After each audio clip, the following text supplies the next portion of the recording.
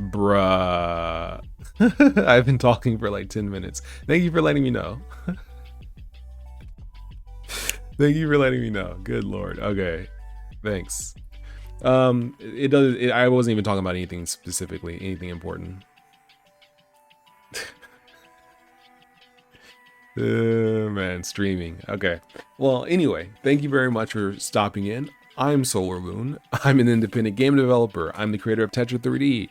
I do stuff, and this is something. This is something that I've been working on for a while. This little game, this little simple game. Will this work? No. Okay. Oh, find node. Yo, I do use it. Okay, find node. I use find node.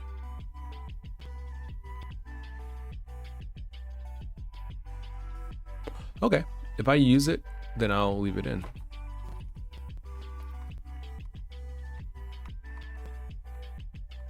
There we go.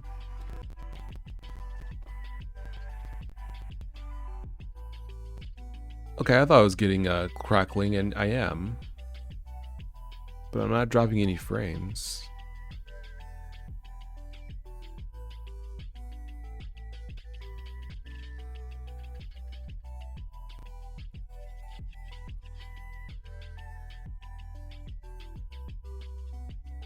What is this?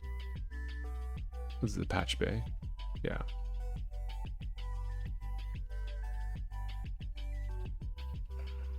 Strange. But anyway, hey, I'm getting crackling on my side. If it's crackling for you as well, let me know, viewers, because it feels like it's crackling. Like I'm hearing it, but I'm not sure if you'll be hearing it. If you'll hear it, but I'm definitely hearing it.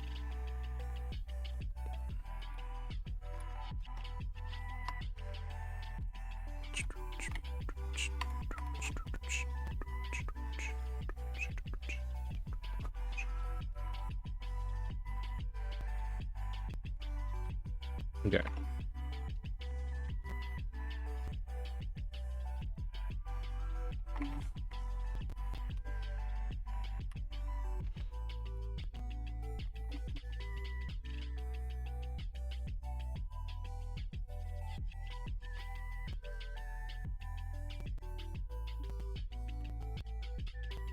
Excuse me.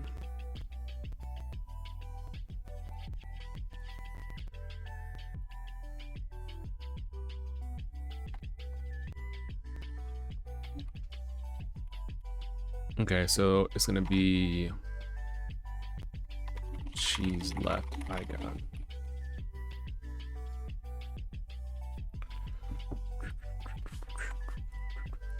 mean, something else I could have done was also to make it so that the scene embeds the root.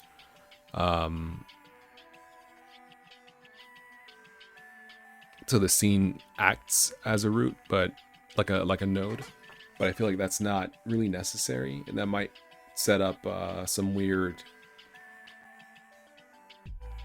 configurations where people like try to embed scenes within each other or something like that, and it's like, no, that's not really what they're for. Okay, so we want to duplicate these guys, clone these guys, turn them into models, add them to the icon.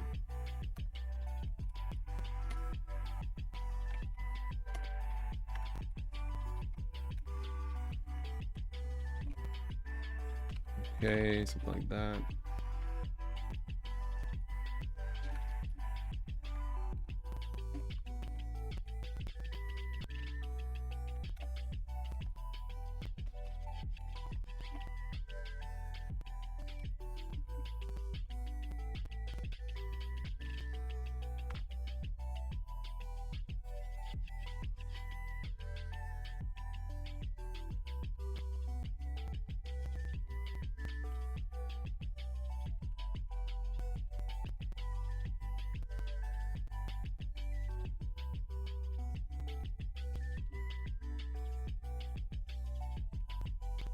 Let's see here. So we don't want Blender, buddy.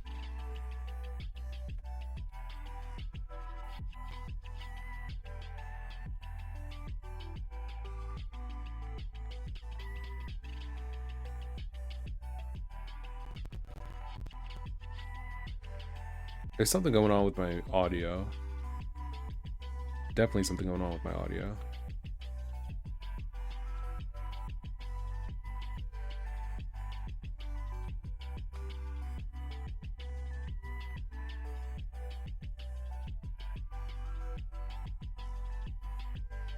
I don't see anything out of the ordinary. All right, well, whatever.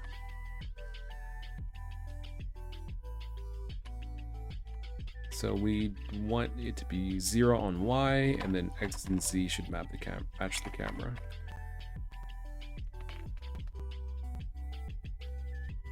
Okay, there's one cheese icon.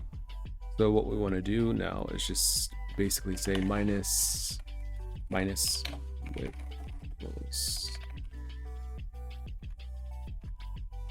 8, 4.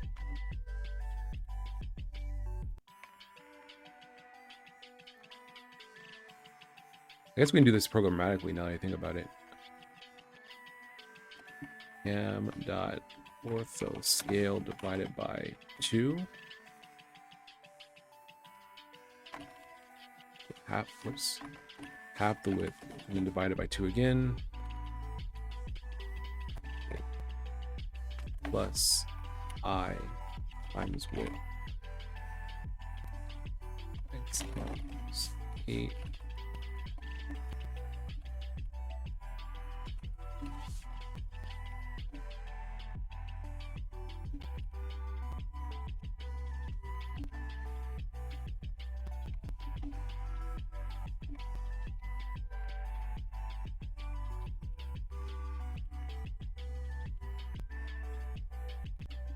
All right, so something like this should kind of get us there, I believe.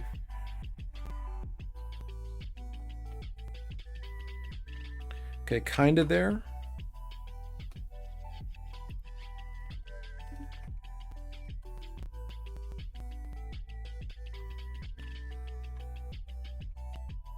It's width plus width. Oh, I guess minus width. 2. There we go. Cool. Okay.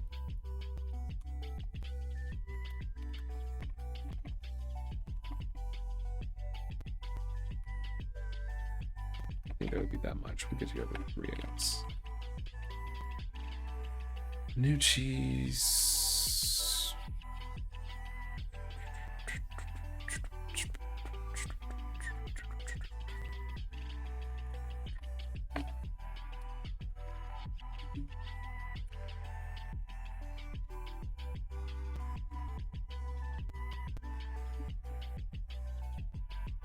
Something like that should also get us there.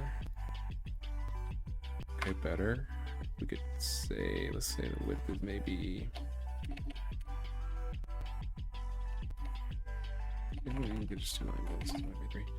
Mobius X1 says, what game engine are you using? Something you wrote yourself? Yes, this is a game engine that I wrote from scratch.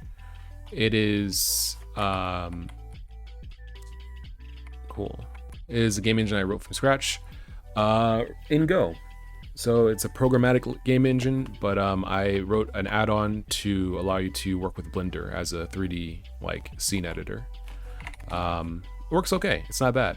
It's pretty interesting. It's interesting to make a game from scratch. This is kind of topical, but like before I started working on this, I had no idea how you would make a game, like a 3D game from scratch. And it's really similar to making a 2D game from scratch. It's just more complicated, but it's like if you can make a 2D game with Abitingen, that's what I'm using here, with my stuff on top. If you can make a game with Abitingen or XNA or FNA or Hax Flixel or Hax Punk, I guess Hax Punk is still alive? No, Haxflixel is still alive, I think. Or whatever, like, you know, there's different game frameworks you work with purely in code that are primarily 2D. If you can do that with 2D, you can do it with 3D. It's not really that much more complicated. It's somewhat more complicated, but if you can do it in 2D, you can do it in 3D. The concepts are basically the same. Okay, so we have a nice little grid of cheeses in front. So now what we're gonna do is hide all these guys. All right, now what we'll do is, what did I say? Jeez. Countdown icon count. Okay, cool. So now what we'll do is just loop through and say for I is equal to 0, I is less than cheese countdown icon count, I plus plus, GUI.cheese icon, countdown icons, I dot set visible. True. I is less than. So I guess really we just want to say I is less than length. Countdown icons, I plus. There we go. And this is only if global game dot locked. And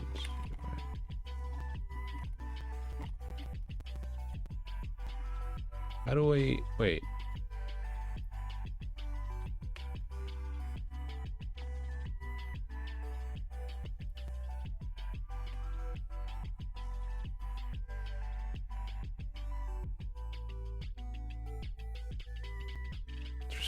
Level locked is true. Okay, well, we can add a new thing.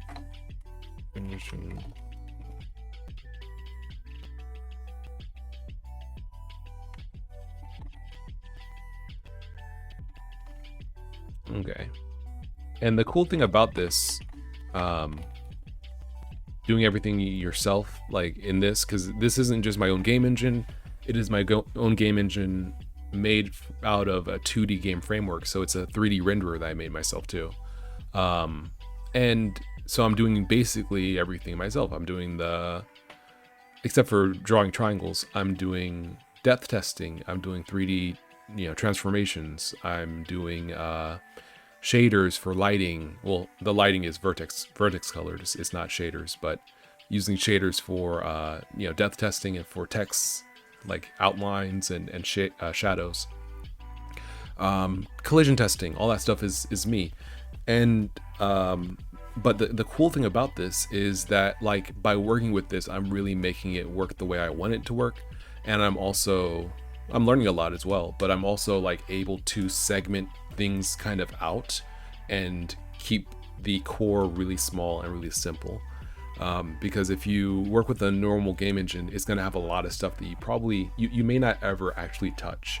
Like, I can't speak from experience, but from what I hear, like in Unity, a lot of people go for third-party like text solutions or third-party, other solutions where, Unity might have built-in systems for some things and you never touch them because you use third-party solutions for those things like text management, localization, things like that. Networking, whatever. So it's like, why is that stuff even in the engine if people basically never use it? And of course there's a reason why it's in the engine, even if most people never use it. Is to provide a fallback, right? It's to provide a sane default. But at the same time, a lot of engines have a lot of things that you may not need.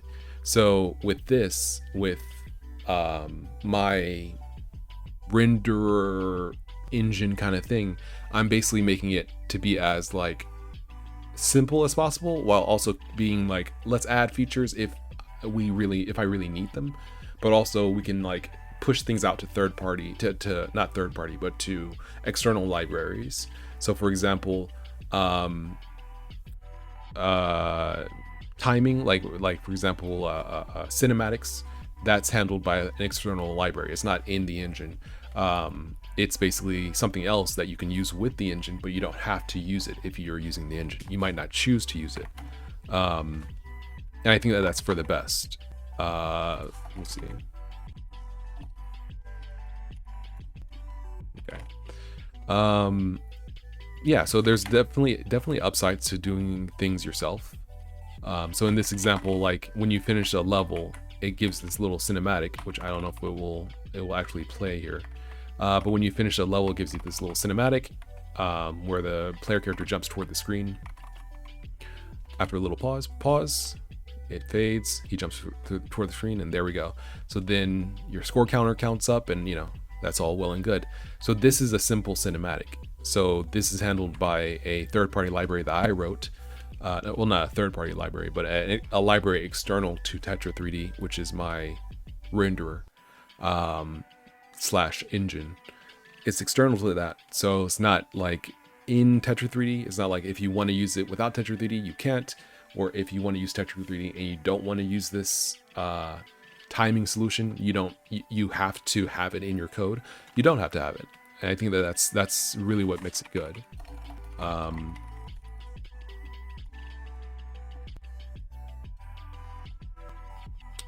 Do I ever actually do this? I don't think I ever do. Yeah,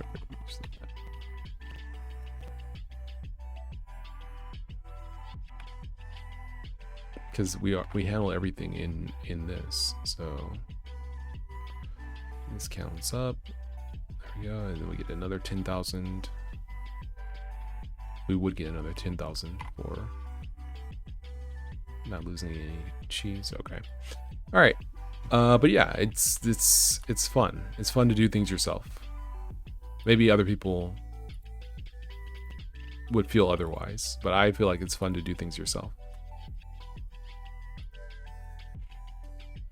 Okay, so is that visible? I is less than. Okay, right. So now what we can do is we go back to here, and we should be able to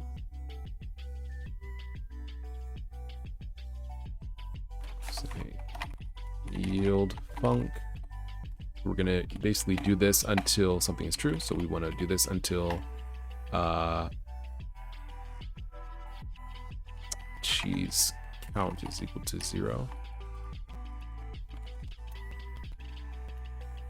It's minus. Okay, so then we can say global game GUI cheese count minus.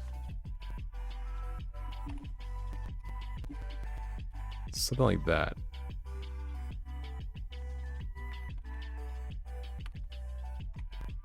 Yeah.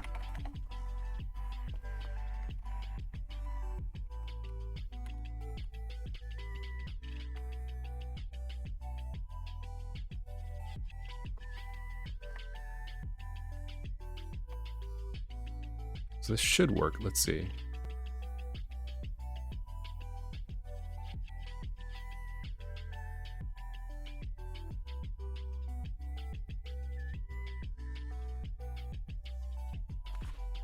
Okay. That didn't work. But let's see why. So we're yielding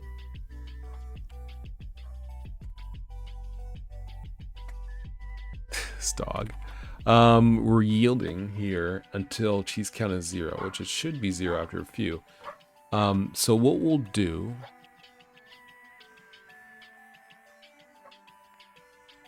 is we want to yield sometime as well in here. And I never really thought about this, how we would yield. Here, I guess we can just yield like this. Can we just yield like this?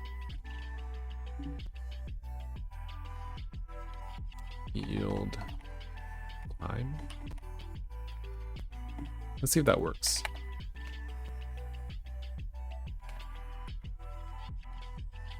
I'm just gonna skip here. Let's see if this works. It does. Okay. Oh, well, this is 1,000 times cheese count. We just want it to be 1,000. That's part of the reason. We also can yield just like, give us like a 1/10 of a second between each cheese going ding, ding, ding. So let's say we finish the game. Cheese, boom, boom, boom, boom, boom, boom, boom, boom, boom, boom, boom. And then we get another. Do we not lose no cheese? Let's see. Oh, okay. Cheese bonus. False. Counts. Cheese. Starting count. There we go. Cheese bonus.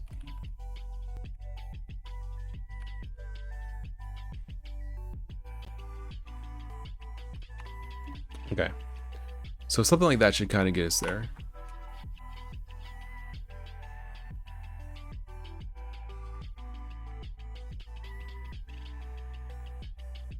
There's the bonus. There we go. We go to the next stage and we're good to go. All right. Very cool. Very simple. All right. So what we want to do now,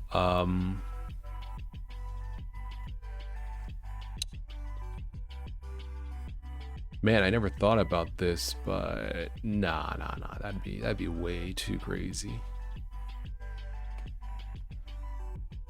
Right? That'd be crazy, right?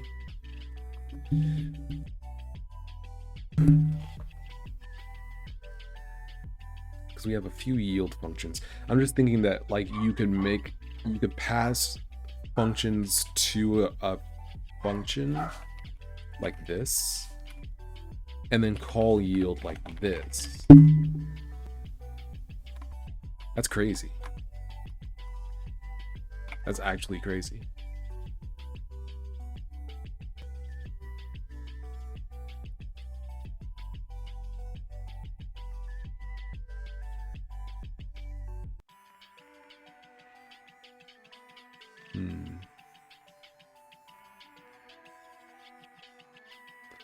Yeah, that's crazy. Anyway, there's other ways to do that. If you want to do this, do that. All right. So yeah, this is good. This is good. So this works pretty well, actually.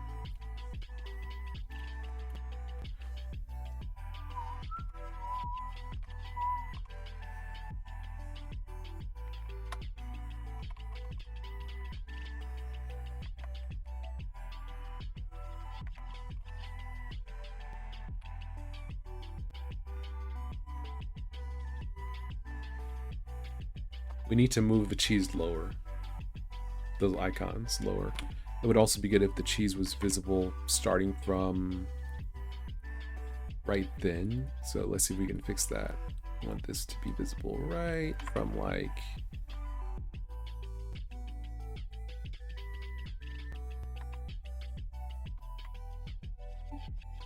here. And then also we probably want the cheese icons to be larger.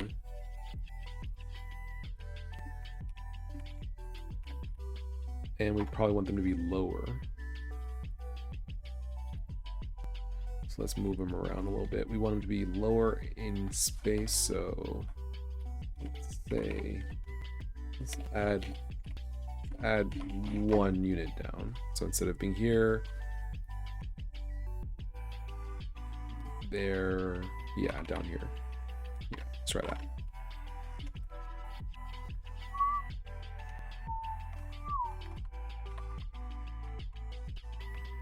Okay, so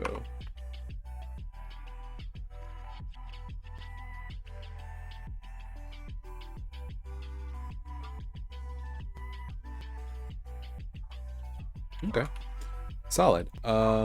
This can be darker. We can get this to be darker. Get the fade to be darker here. Maybe something like 0.7. So 70% darkness after that. There we go.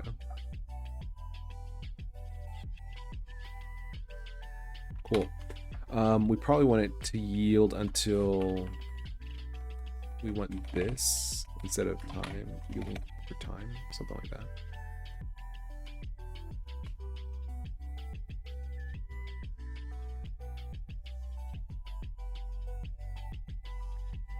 Yeah, beautiful.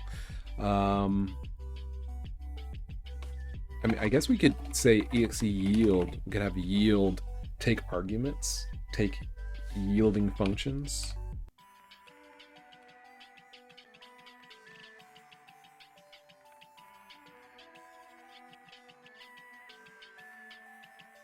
Because then we could make it so that you can make a yield function. No, that won't work. I guess this is fine. We can just do it like this. Yield time second divided by 4. There we go. That should be good, I think.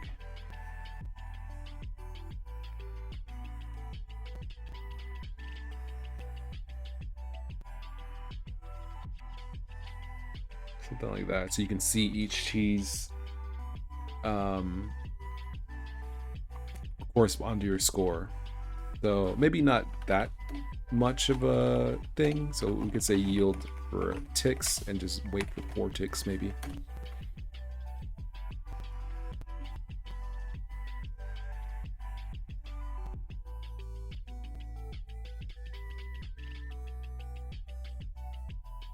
Better.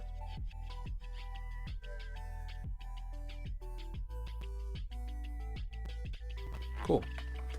That's it. So that's really a lot of it. Besides this, I had an idea for a different enemy that basically, because I was watching Iron Pineapple, who's like, I played different Dark Souls like games. So I was like, what if I had a little Dark Souls-ish gameplay in here, where it's like you have to shoulder check maybe on the right timing or from a specific direction in order to knock an enemy down. So like you can't just shoulder check willy-nilly. You have to basically like kind of fake them out. That's an idea. Feels like that would be cool. That'd be fun. So I started spriting that. I also got some music going, so we'll see how that goes. In fact, let's work on the music now. All right, so for the music, I have a few different tracks, and I tried to make funky tracker tunes. They don't always turn out well, but sometimes they do. And I think this one's pretty close, It's kind of funky. It's a little weird though, so I'm gonna see like how I can improve it. So let's see what we got here.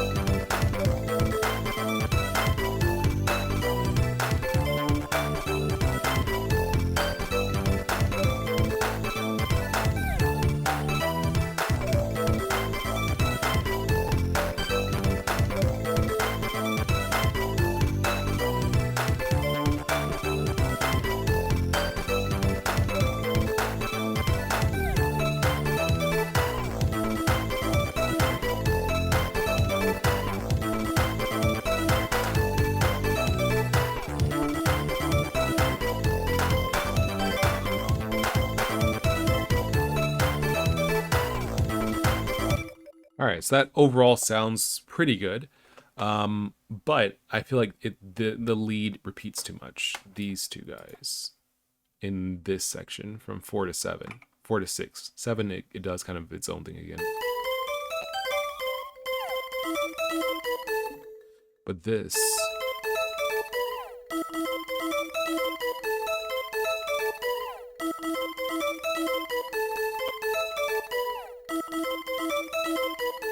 like, that's not bad, but it's a little... it's a little, it's repetitive. So we want to try to, like, flesh it out a little bit more, make it do something else.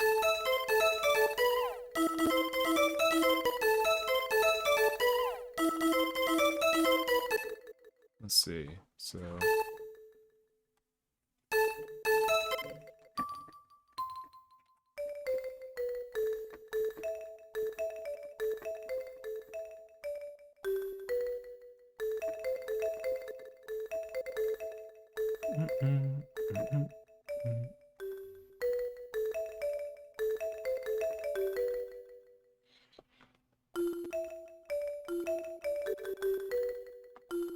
maybe we could just do that. Maybe we can just do...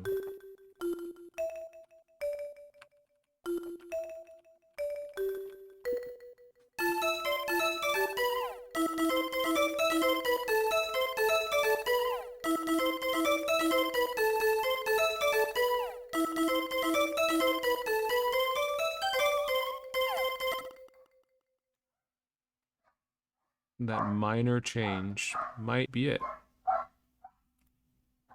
Oh, that's not gonna work. I'll be right back.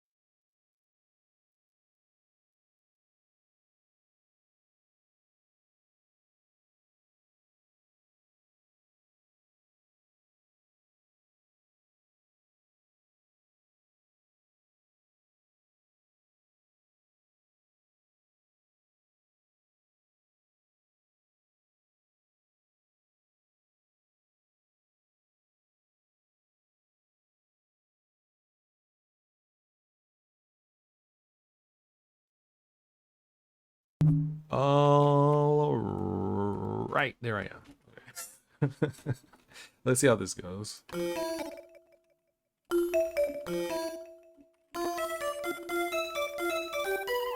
Yeah.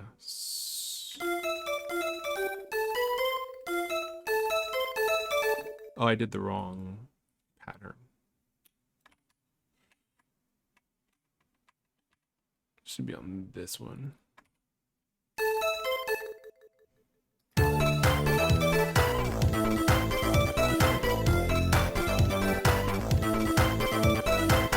Yeah, that's not bad. I think we want to do something other than this for the back half.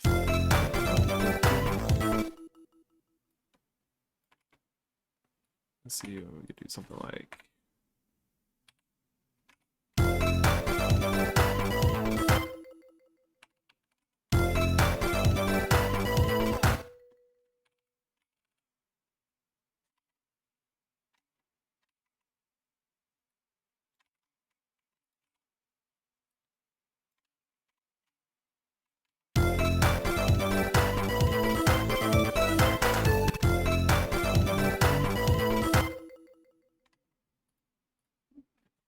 Dun, dun, dun, dun, dun, dun, dun.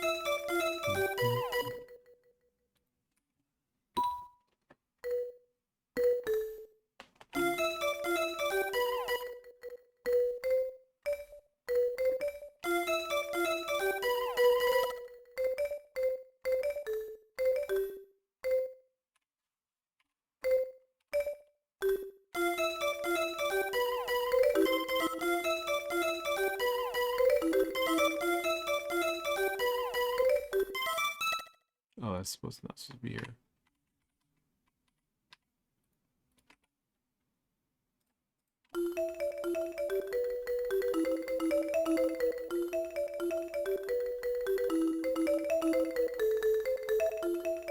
Dun, dun, dun.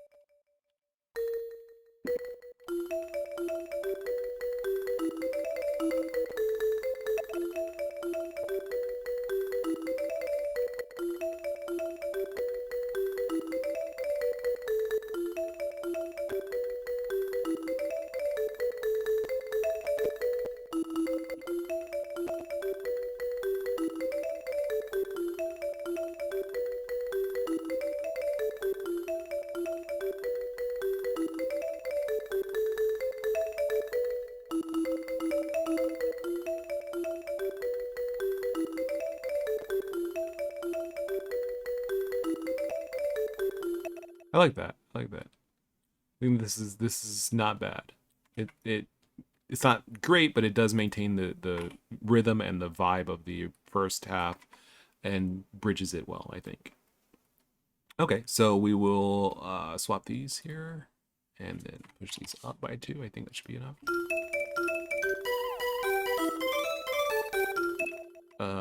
Whoops. We wanted to just swap the selection. There we go.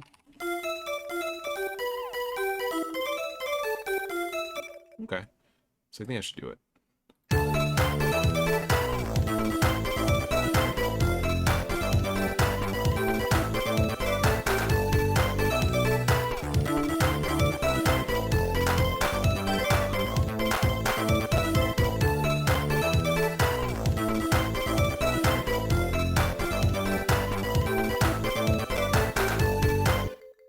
That's not bad. I don't like how it ends, though.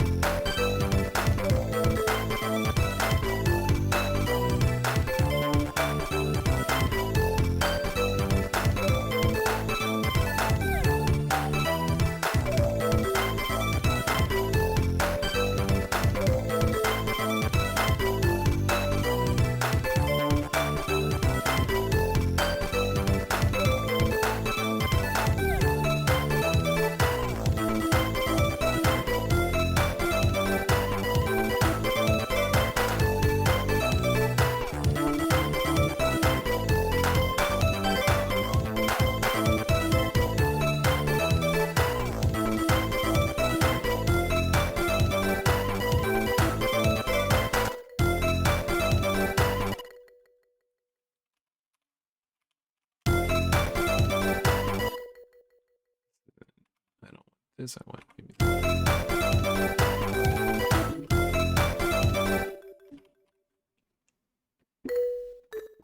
Yeah.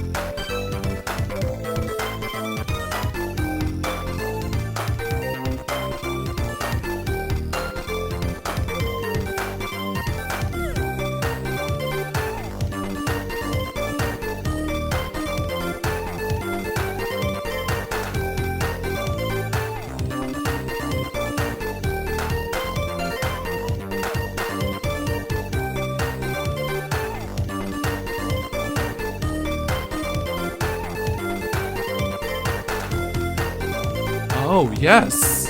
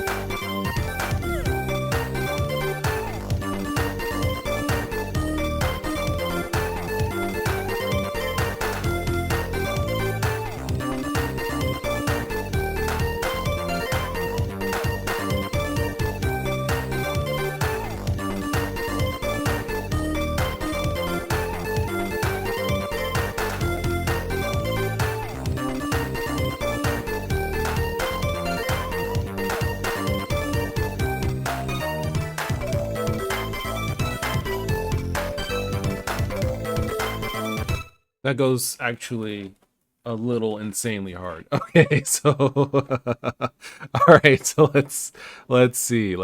So this is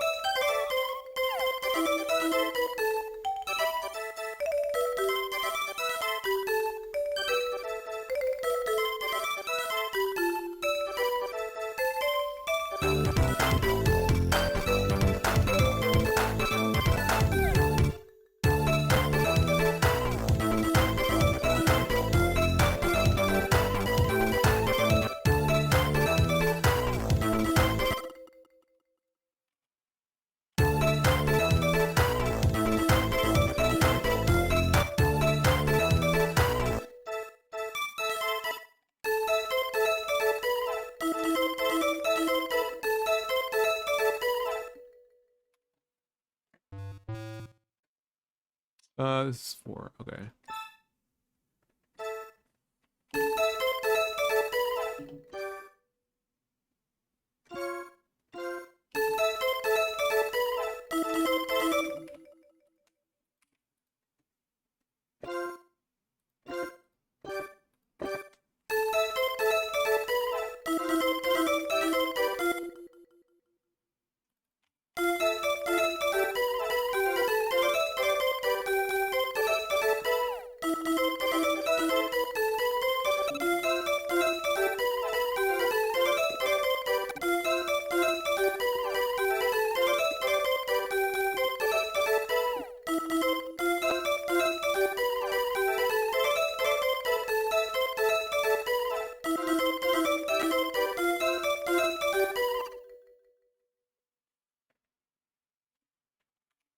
I'm doing this.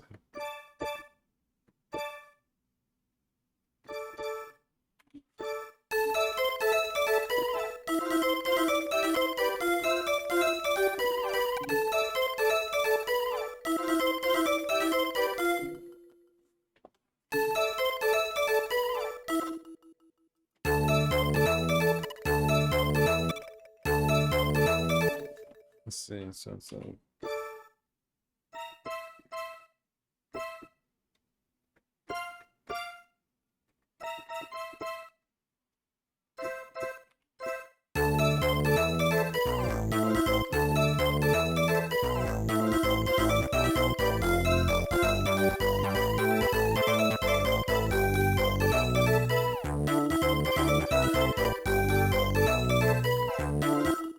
So now it goes like.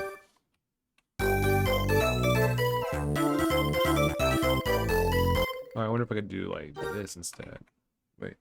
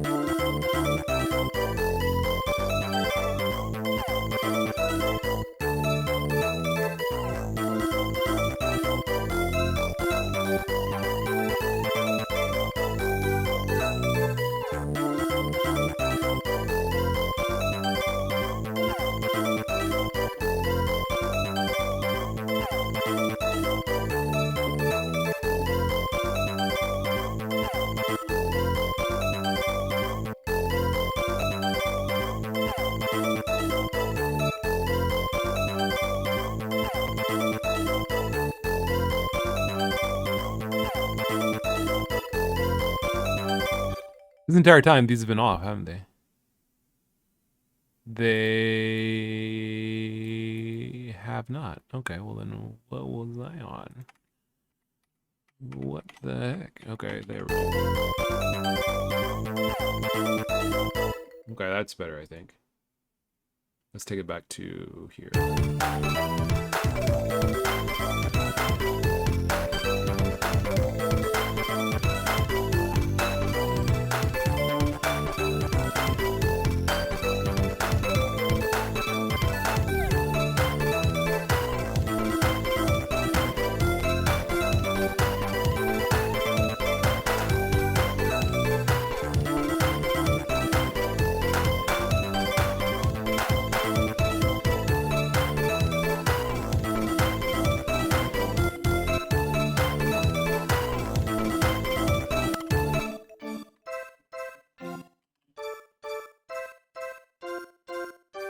I think I could vibe on this a little bit longer.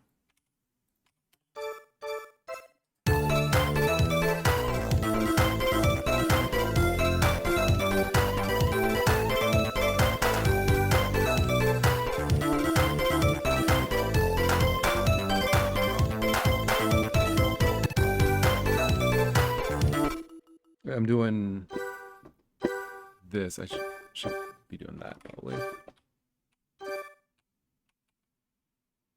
And then I go completely off script with this. That's not even. It should probably be. Whoops.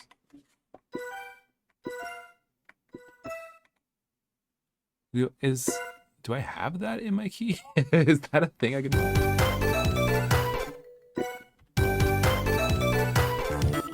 I can't do that. I think I can do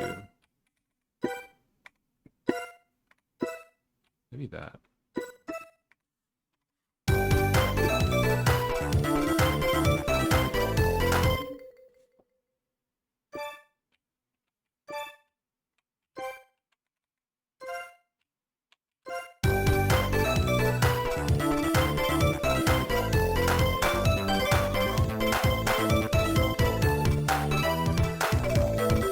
Yeah, that's pretty good.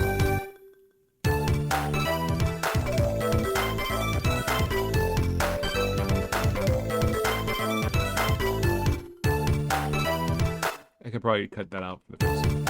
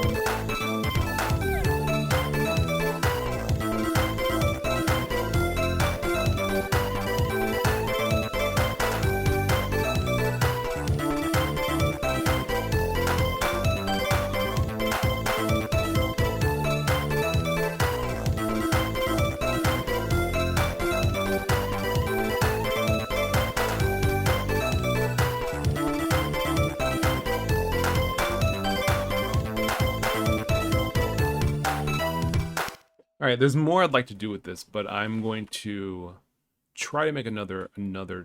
Actually, I didn't want to make another tune to begin with. Now I think about it, I wanted to, I wanted to do some sound effects. So let's do that instead. I was gonna make another song. That's okay. Rather than that, let's make some sound effects because we need sound effects. I'm going to try to do this basically like by hand, which is an interesting concept that I'm not sure how this is gonna go.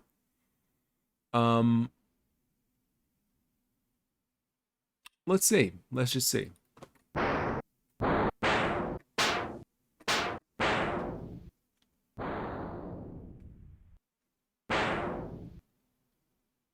don't even know if we have any like real samples in here besides the obvious.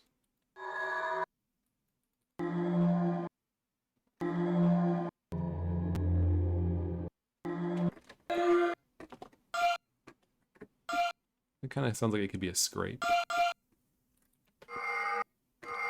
That sounds like it could be a scrape. I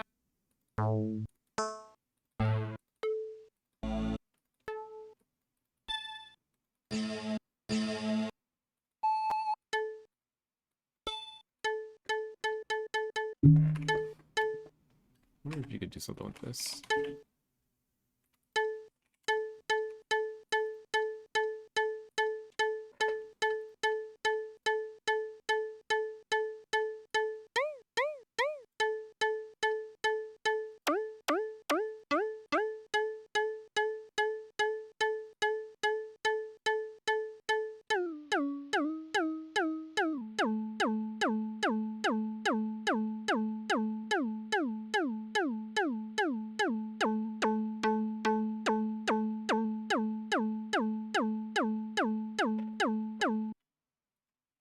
This might work with something. I'm trying to think of what do I need? I need like a shoulder check, like a probably like a kick and a clap or snare together, or like contact and then one hitting the wall.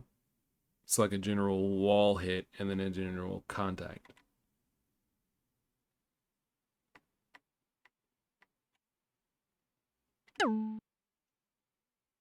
Okay, let's try going for the hit first. Let's try going for the hit first. We will get the kick drum.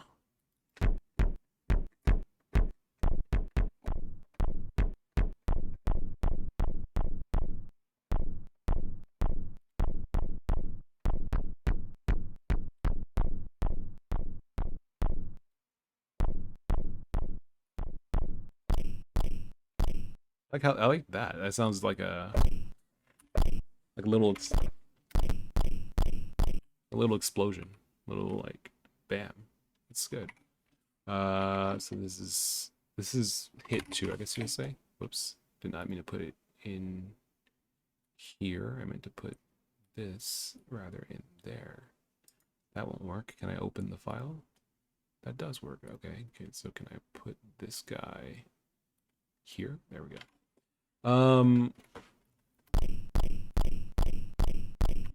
Okay. So that's the first one. Now what we also need is, whoops, did not mean to open that again. What we also need is like a initial contact.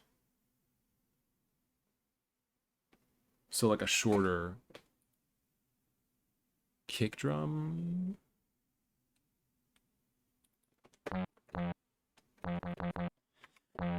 Excuse me.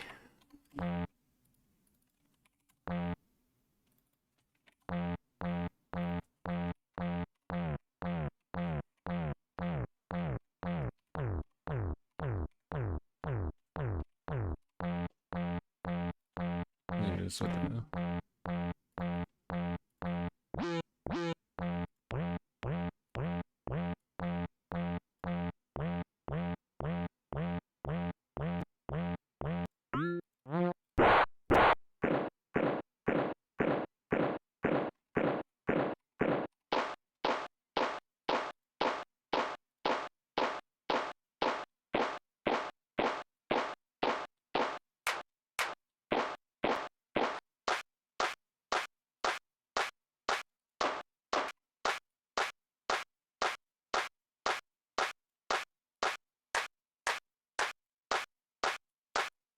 this works really well actually. This sounds like you're like splashing.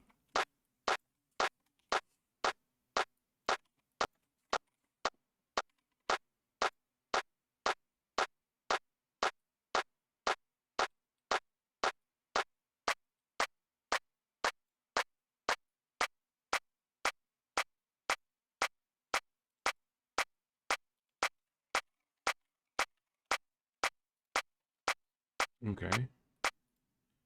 And then what else? We could use. We have the hit. We have that. We need like a switch or like a preparing sound. So that's like a static, but we could probably make do with something else. Let's see. Do we have any samples of something like a hi-hat, but I think a little bit more.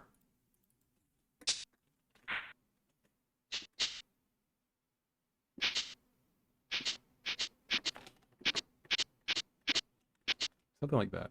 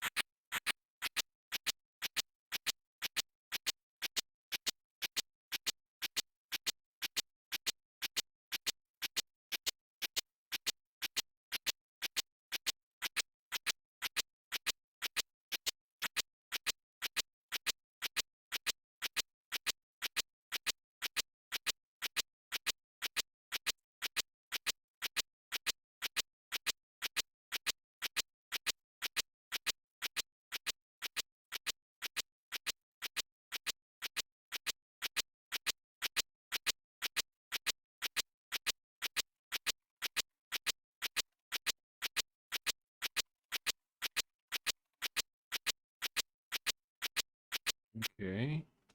We can use maybe some footsteps, maybe.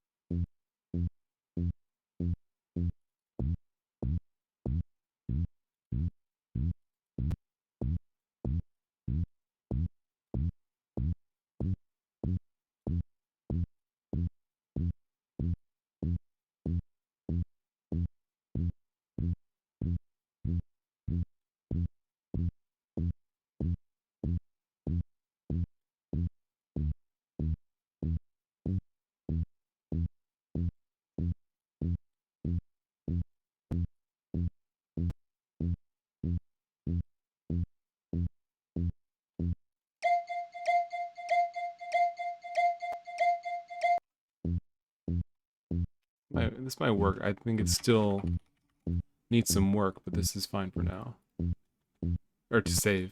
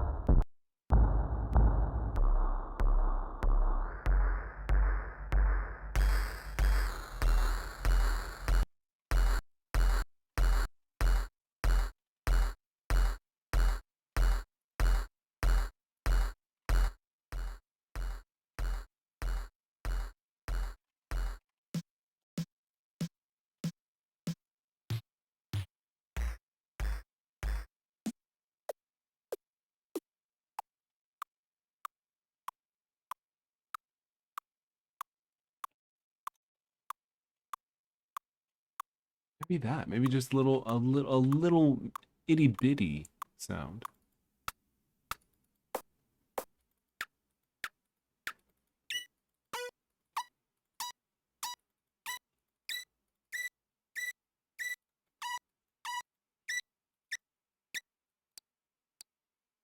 Yes.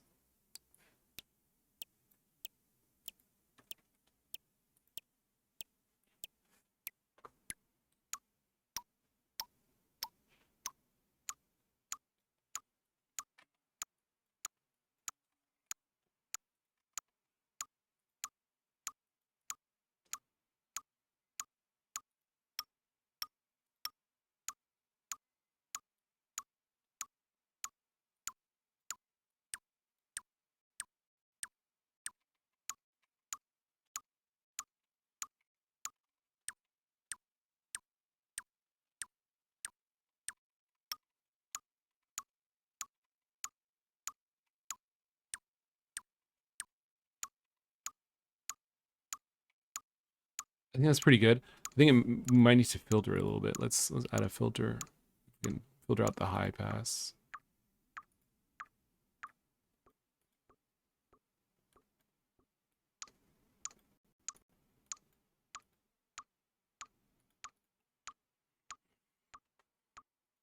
filter out the high end rather.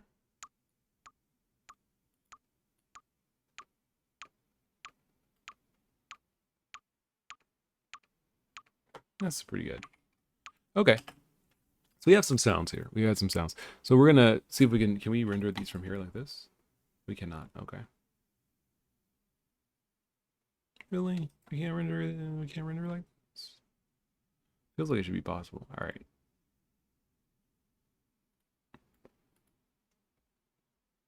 Weird that it renders to a predisposed location. I think that's fine. Wait, where did? Okay.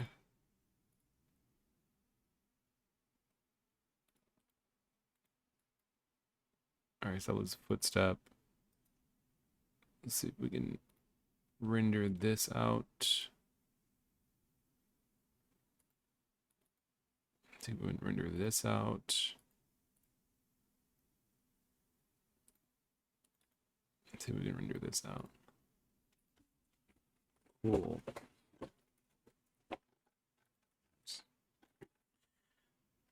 Something else that would be cool that I haven't done is add some normalization so you can normalize your audio. I guess the general idea behind that is basically because I already have a volume effect in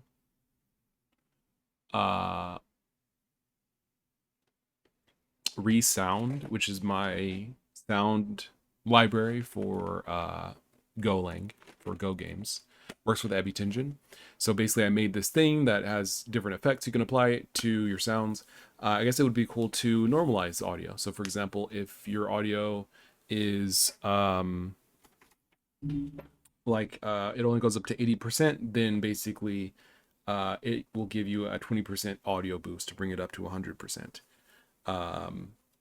Or if your audio, it does not need to be, if it surpasses 100%, which shouldn't be possible, because at that point it would be clipping. It can't go louder than 100%.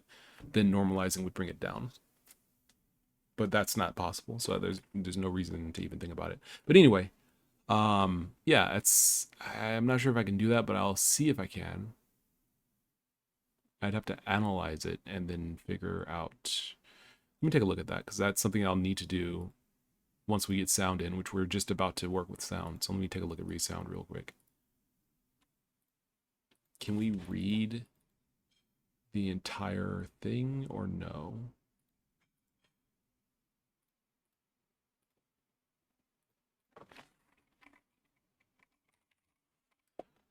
Let's see, volume, clone, read. Okay, so we can read a certain amount of bytes, and then we return how many were read.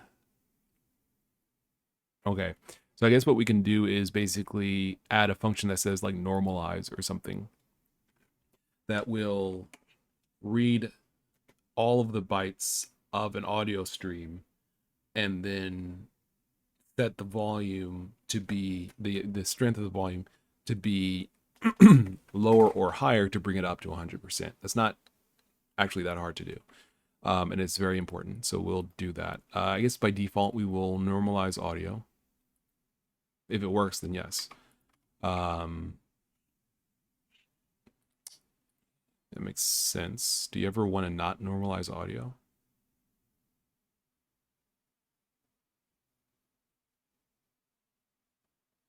I don't want to do it automatically. I don't want to do it automatically. All right. So I'm thinking something like this. Volume. Normalize.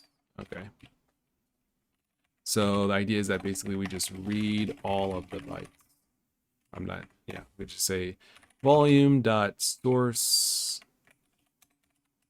Volume dot source. It's not going to nil.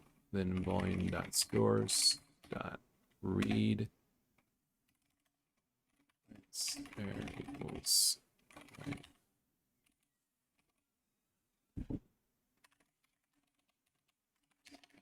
This okay. Read bytes.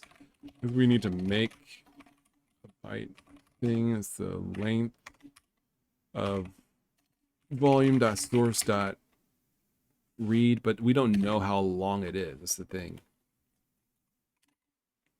We don't know how long the stream is. I guess we can just read it until.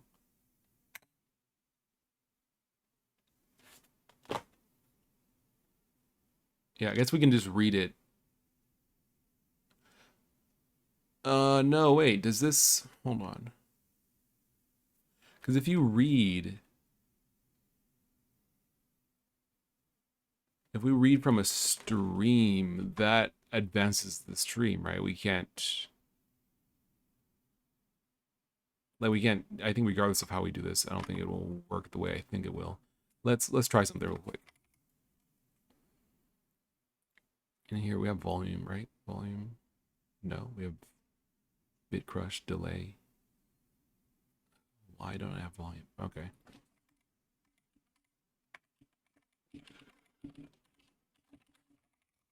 Let's try this. CD examples simple. Okay, CD examples. Simple.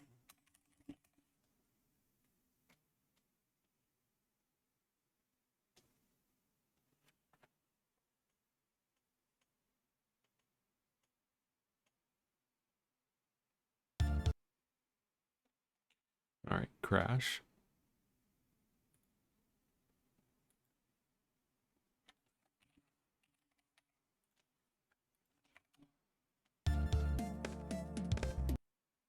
Okay, so what we want to do then is we want to go over here. We want to basically know, can we pass not in, but rather just a random number.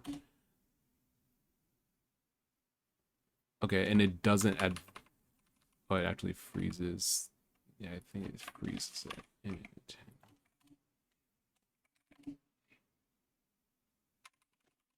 Yeah, I think it's freezing it.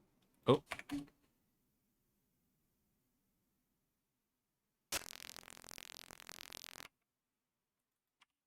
All right.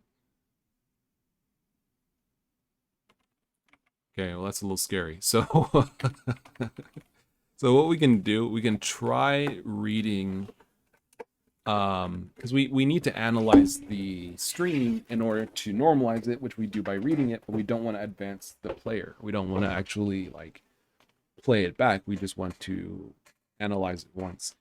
Um,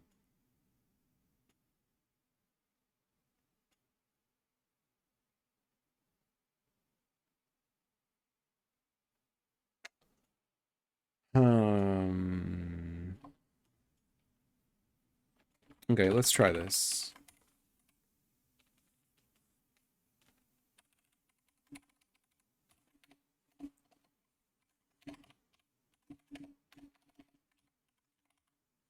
We'll try this. Does it read?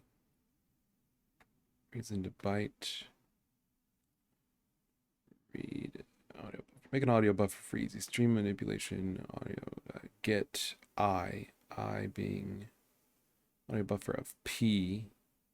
P is passed in from the read function. I would like to work with an audio buffer if possible.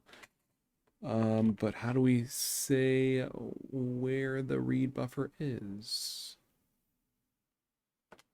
For reading, it must advance. So, like source must advance it. Like reading has to advance the source, right? There's no other way this would work. Like if we create a new infinite loop from a infinite loop, let's see, read extra position. Okay, extra length, copy, extra 0. Yeah, okay. I.pose plus equal in. So it is going to push it forward. It's going to push the player forward. So if we want to normalize audio,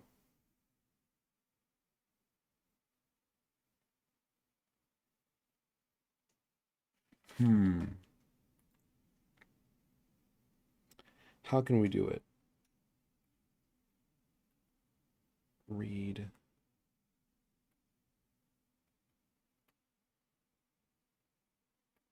Seek.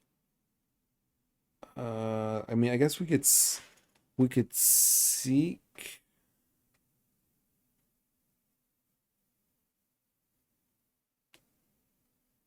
We could read it through, then seek it back to the original position. But how do we know where it was?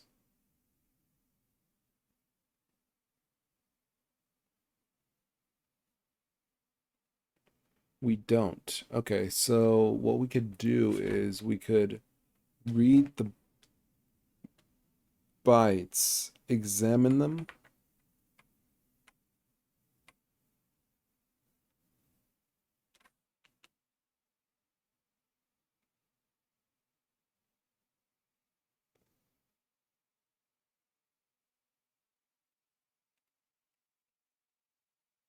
Once we know how many, I think we need to, yeah, at least have like 4 bytes. Once we know how many bytes to read,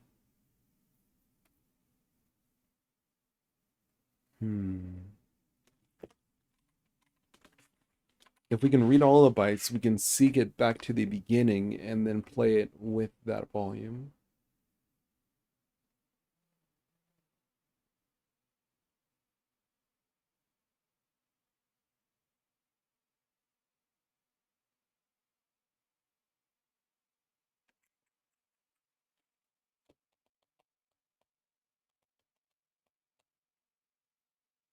Is there any other way we could do this? Is there any other way we can normalize the volume? I don't think so.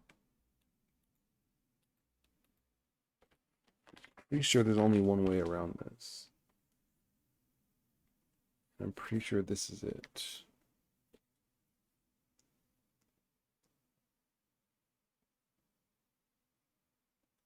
Okay. So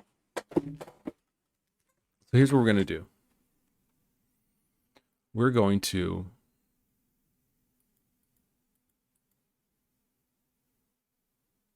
I guess it doesn't matter how many bytes we read. We just need to read enough bytes. We just need to read some bytes. So we'll make. We just do like 16, or no, I guess we can't. We can just do maybe like make byte, and then give us like 16. Let's say 128. Then we read this.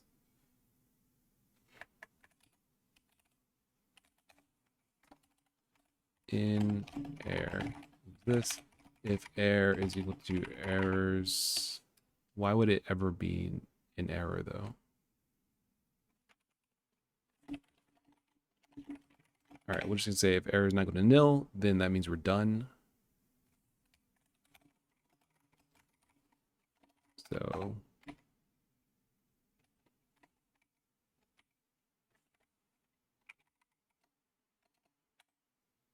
for error is equal to nil, do this, equals 0, in an error is this. Okay, if error is not equal to nil, then we analyze it. This is where analyze goes.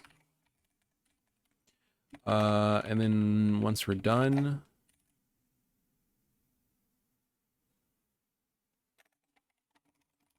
seek. So volume.seek 0, 0. I don't know how seeking works for Heavy Engine. Audio seek. How does this work?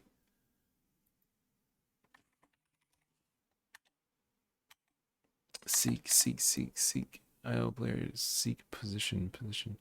But seek isn't this. Wait, why am I? Where does seek come from? Do I ever?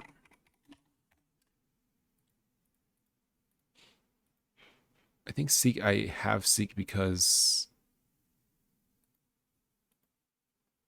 it expects seek. The player only needs a reader. Seek offset that time dot duration. Okay, so when did this happen? This feels new. Offset time to duration. That's a player. What about an audio stream like this guy? It turns it into a stream. A stream has a seek offset wins. Implementation of ioseekers.seek. Seeker seek.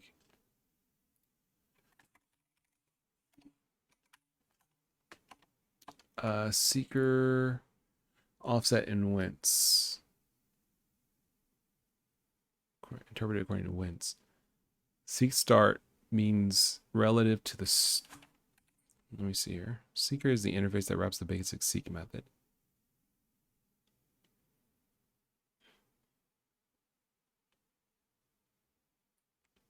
What is wince?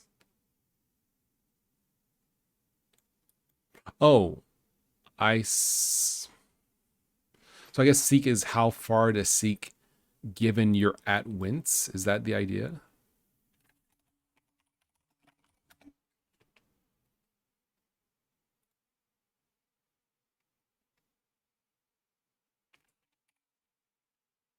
Seek sets the offset for the next reader write on file to offset interpreted according to wince. 0 means relative to the origin of the file. 1 means relative to the current offset. 2 means relative to the end. Oh, seek from has 3 constant values. Read. Seek. 4. 4? 4.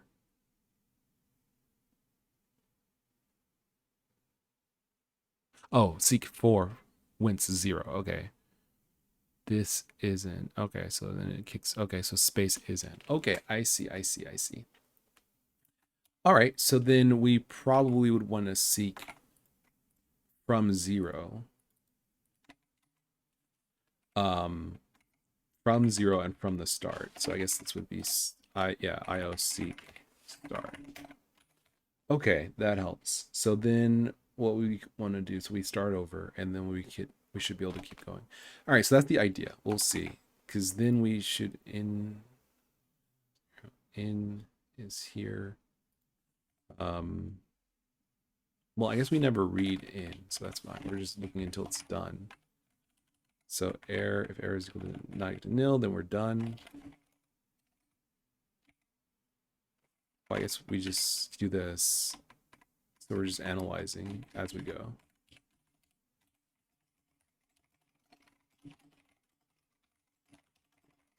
All right, so that's the idea. I think this should work. We will try normalizing. We will undo the changes here. We will copy this guy. Whoops. Copy this guy. And we'll try normalize. Okay. And we'll try something here. Let's see if we can get some. Okay, sound is just out.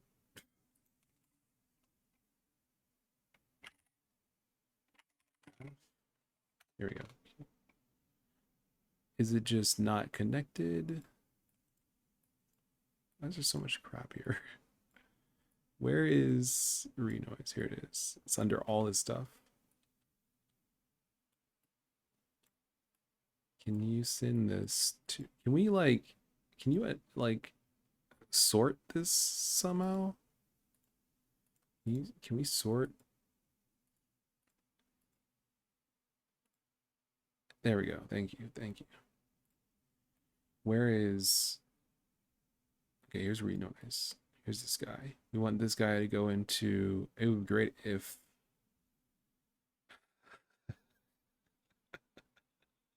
what the heck, dude? Where is the output, the playback? Where is it not? No, it's on. Okay. Yeah. All right, here we go. All right. Okay. So what we're gonna do, we're gonna test this out. we'll test this out, I guess, more with something more obvious. We're gonna get a sample. It will be a square wave. It's loud. I'm sorry.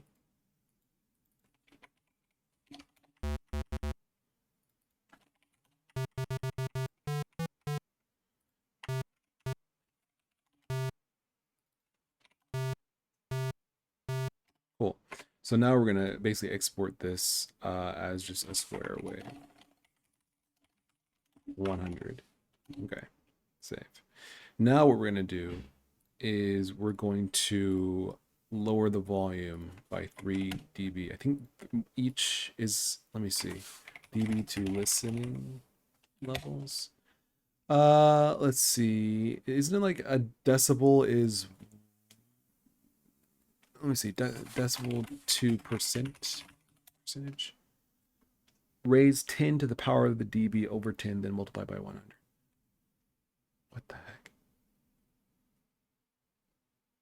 Percentage.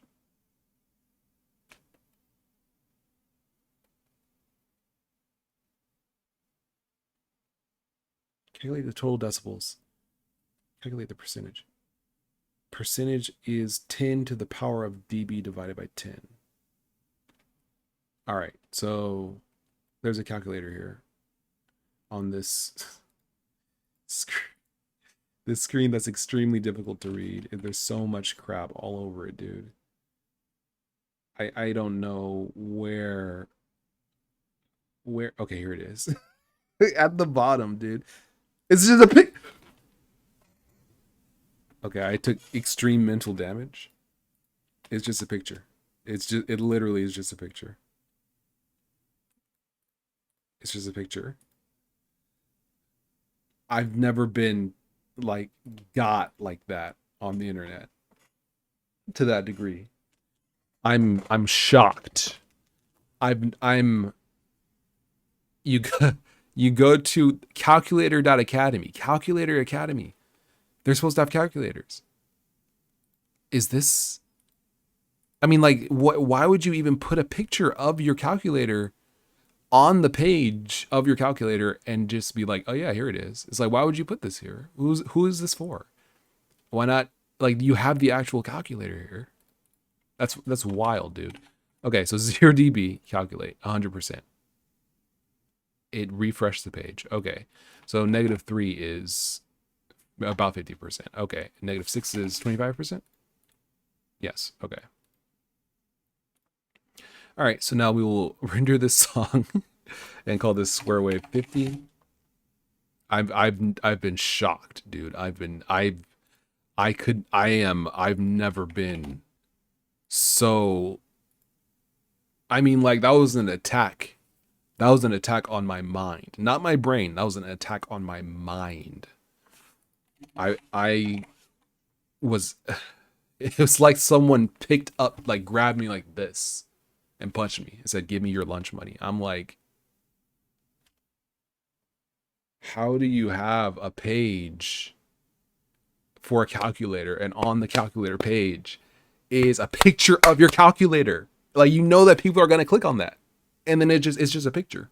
It's like a troll, but the calculator is there. It's not like this is like, it's just a clickbait. No, your calculator is on the page. It's just also a picture of your calculator on the page too. Just to be like, have fun. Have fun figuring out which of these has a clickable field. And you're just like, I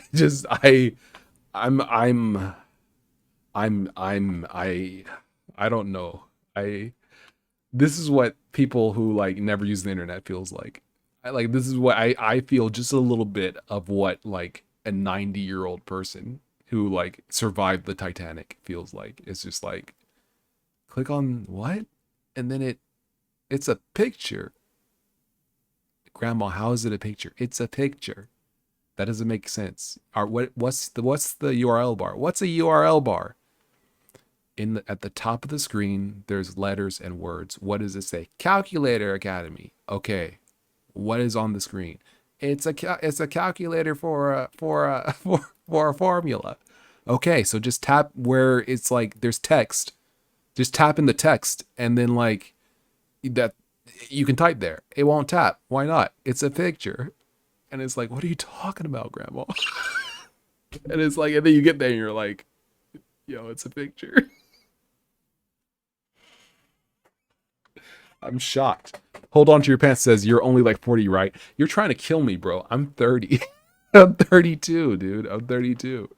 He's like, you're like 80, right? I'm like, I feel like I'm 40. I've never felt more like I'm 40 than right then. People are like, hey, man, I feel so old. Man, I'm getting older. And I'm like, I feel about the same as I've always felt. Like people say they're getting older and like once you hit 30 is like it's downhill from there. I'm like, I feel good. I feel great. Like I feel stronger than I've ever been. Like, maybe I get older, but like, I don't feel dramatically worse. Right there, I was like, I felt myself turn to dust. To dust. I felt myself turn to ashes. Like I skipped forward into the crematorium and I felt myself get turned to atoms. Just on the wind. Dumped at sea. And then I came back. And I was just like, I'm still breathing. It's not over yet. It was wild. Okay, anyway. So we have three samples. So we have three samples. Old is old. I guess I don't know, dude. I guess I'm old. I'm old. It'll happen to you too. I don't know. It's interesting to go and live your life and then you suddenly at some point for no reason and without any like real notification to you, you become old. And that's the weird thing. Is like you talk to some guy at a cafe or at a grocery store or whatever, and he's like, "Would you like a paper bag, sir?" And I'm like, "Dude, you're like the same age as me." And then he's like, "Oh yeah, I'm like almost through high school." And you're like, "Oh snap, no, you're not." You're like, "I am old." He called me sir because he's right. It's like, it's weird, dude. It's weird to get older because it doesn't feel like there's anything changes, but it just suddenly you're 30 something, 40 something, 50 something, 80 something. It's an odd feeling. It's weird. It feels like you'll never get older until you're old, and then you're like, when did I get older? When it hits, there's no turning back. Well, I mean, the sir is a kick in the pants. When someone hits you with the sir, ma'am, it's like,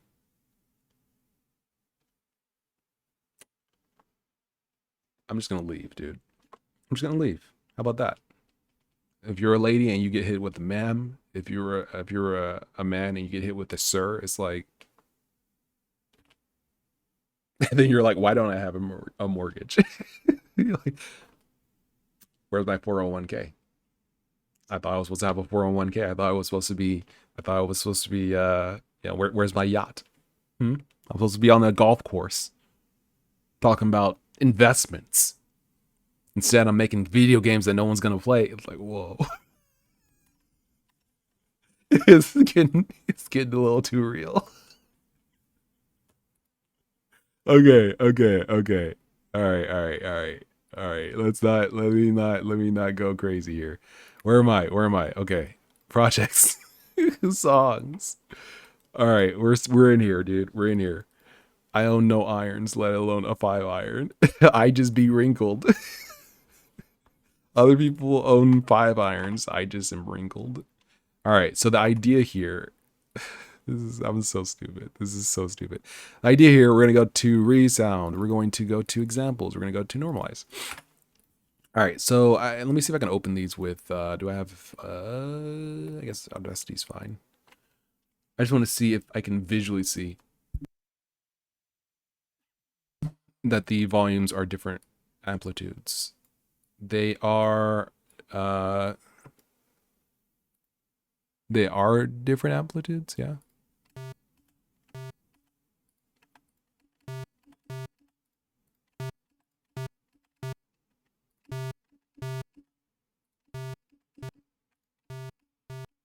I mean, I wouldn't say that's 25% quieter, but okay. I mean, like supposedly it is, so we're not gonna worry about it too much.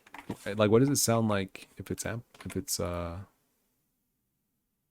up? I mean, like this doesn't. Is this? I guess I should have just done it like this. Let me, because I'm not sure if I did this correctly. It doesn't look right.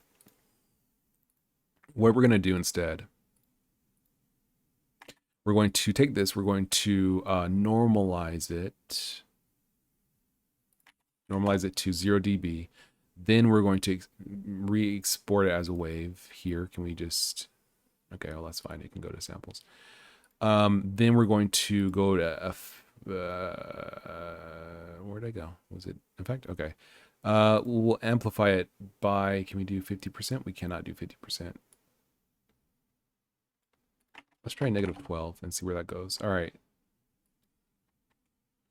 That's more so like 20%. I think it maybe renoise is doing something weird. So we'll maybe, or maybe I just didn't do it right. Because if we do -3, is that 50% quieter? That's close to 50%.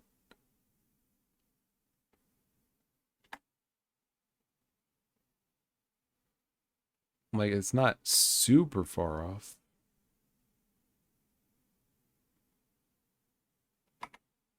No, it's not quite right. Let's try this again. Let's say -6. All right, we'll call that 50%. That looks about right. It's about at 50%. So we'll export this as 50%. And then we'll export another one at this, which is 25%.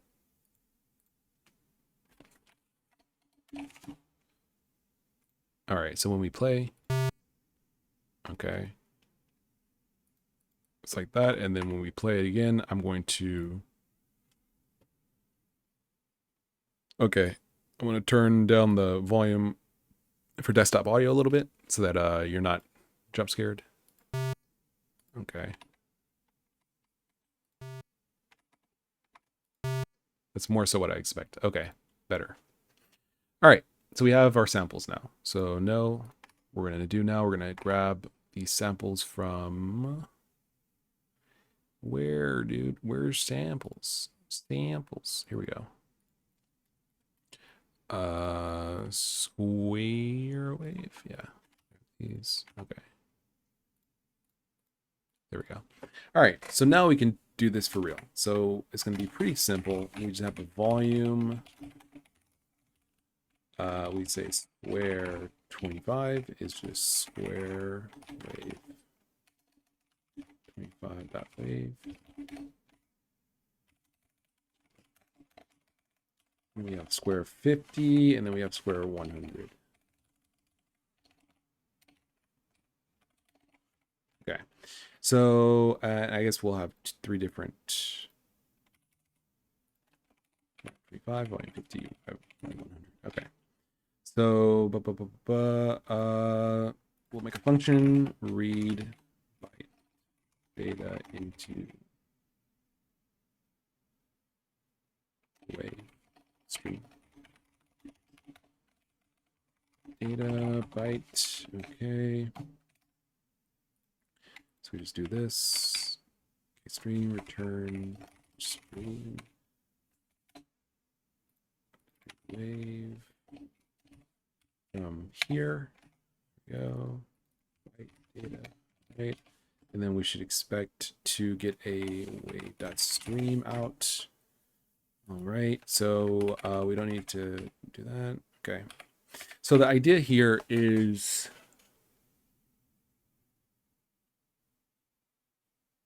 yeah. So the idea here is something like, I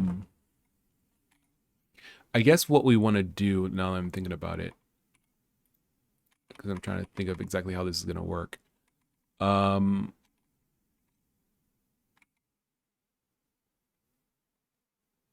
Because once we decode the bytes, if we have the streams, I think you can use a stream and you just create a new player for it. Is that how that works? We'll see.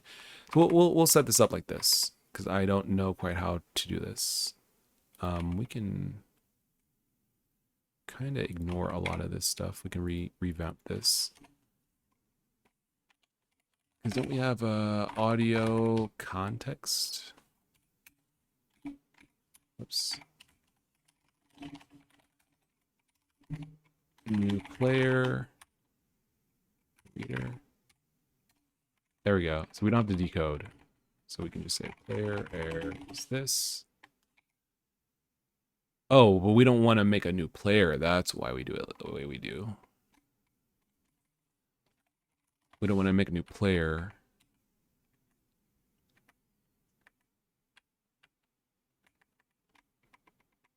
We want to decode it manually because...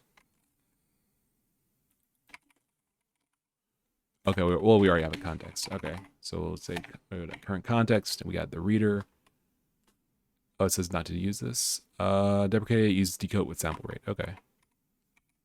Okay, so then we do need sample rate. There we go. Okay. So this is how this is going to work. So we read byte data into stream. All right, we don't need this. Oh, I see. We don't need that. All right, so this is pretty simple. So if we press 1, we want to basically decode, read byte data into stream, square 25. And then we say stream dot, or rather,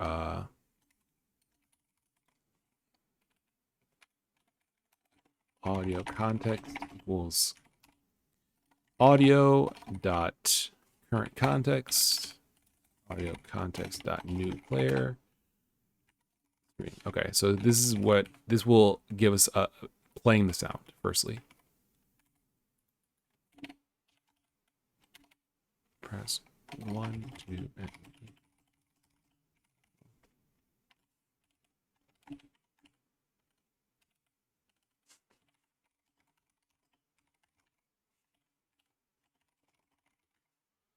Okay, so we'll get to this in a little bit.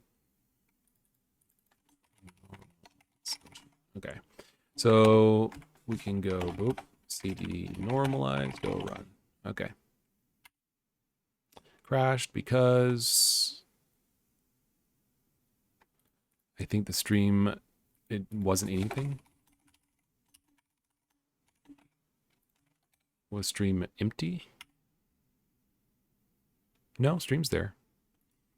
Oh, it's because we haven't set the context. Audio dot new content. Do we have to set that? Oh, there is nil if there is no context. So I guess we do have to set that. Okay, sample rate is this. That means our sample rate can be down here. Unless, yeah, I guess we do need the sample rate out there. Okay.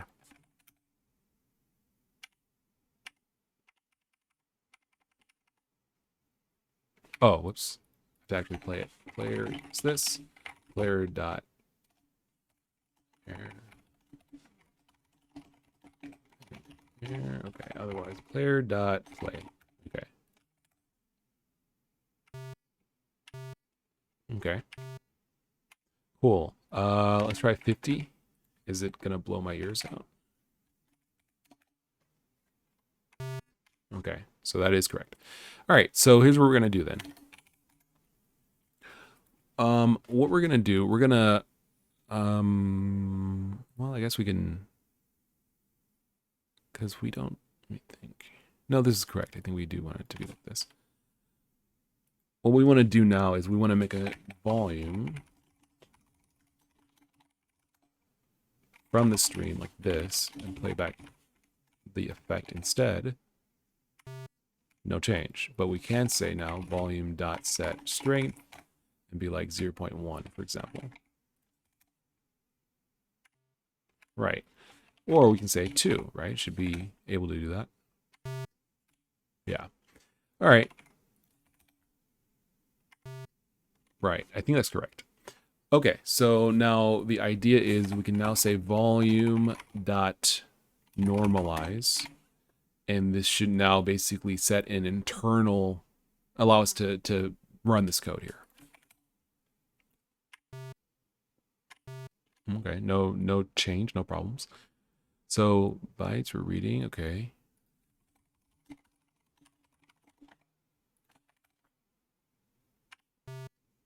Okay, cool. So now let's see if we can say AP is audio buffer around bytes. It would be cool if we could say a print line AP and actually get like the numbers. Let's see if we can do that.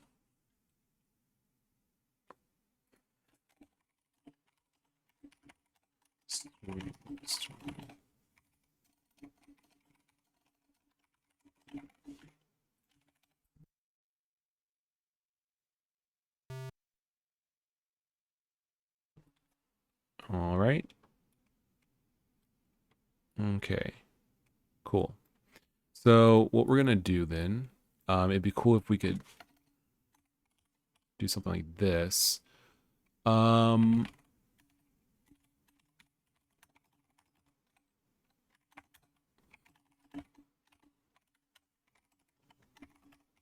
Less than ab.length, I plus plus, as plus equal fmts printf. Actually, I guess maybe it would be better to use strconv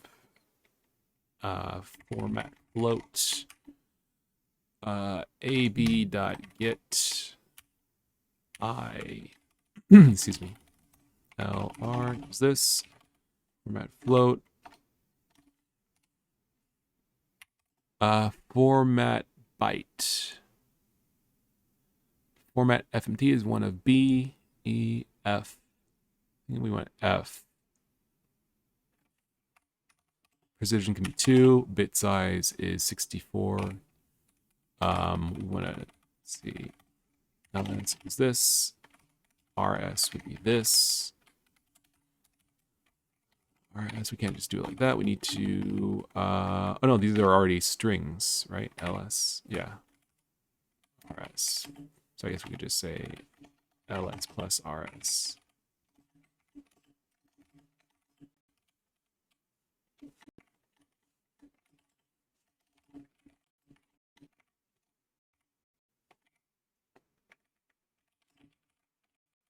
Okay, so this should allow us to see the numbers a little bit more clearly. There we go. It is nothing, a whole lot of nothing. It's not working. Let's see.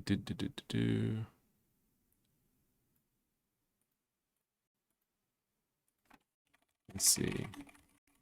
Maybe.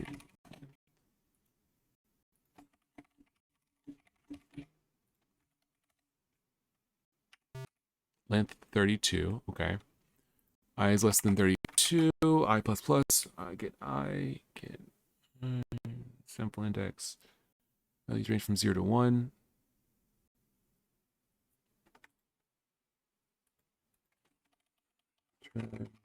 L and R. Left and right audio channels range from 0 to 1. Okay. It feels like this should work, but it's not working. Let's see.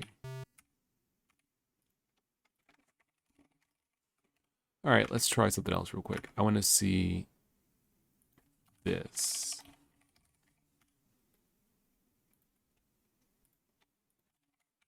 Forget normalize for now.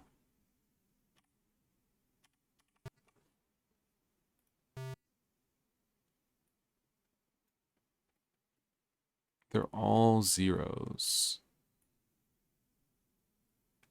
That's weird. They can't all be zeros. Unless, oh, is there an error? Is that why? No. L and R. Let's see. It shouldn't be possible to get. Okay, yeah, we're definitely getting. Oh, well, I guess they. Yeah. All right. Well, that makes sense. All right, so let's kick it down to like 6, I guess. Precision.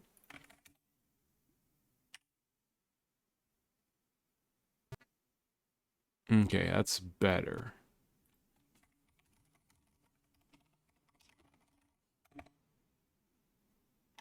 Oh, I'm printing stuff here. Okay.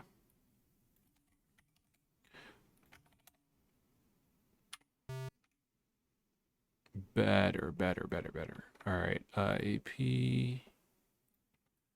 For printing it, we want to do something like this.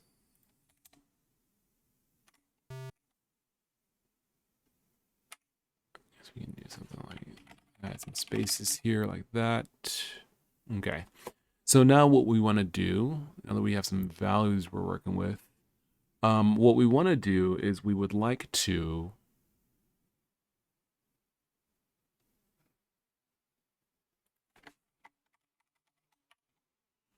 read. Let's see, bytes, read bytes, bytes.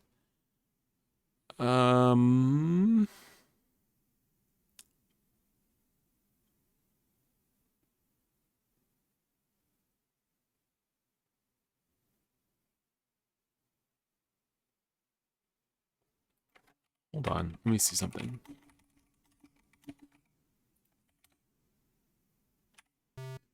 Into file. Okay, so it should be.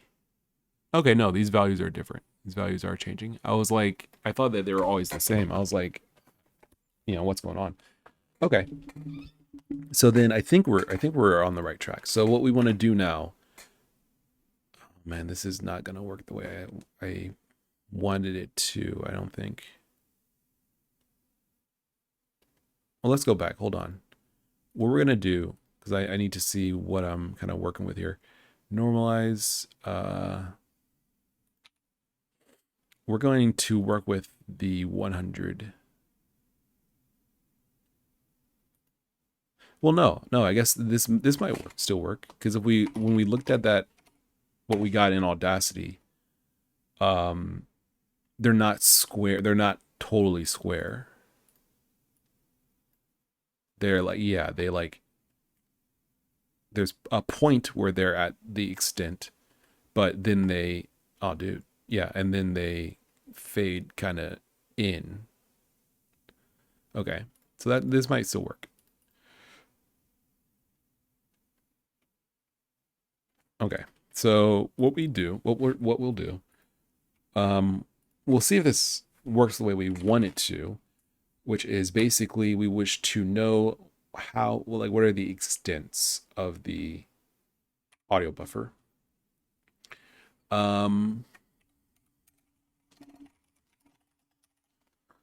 So we say basically for I is equal to 0, I is less than ap.length, I plus plus, LVRV, or I guess LR is ap.get, I if math.atoms L greater than largest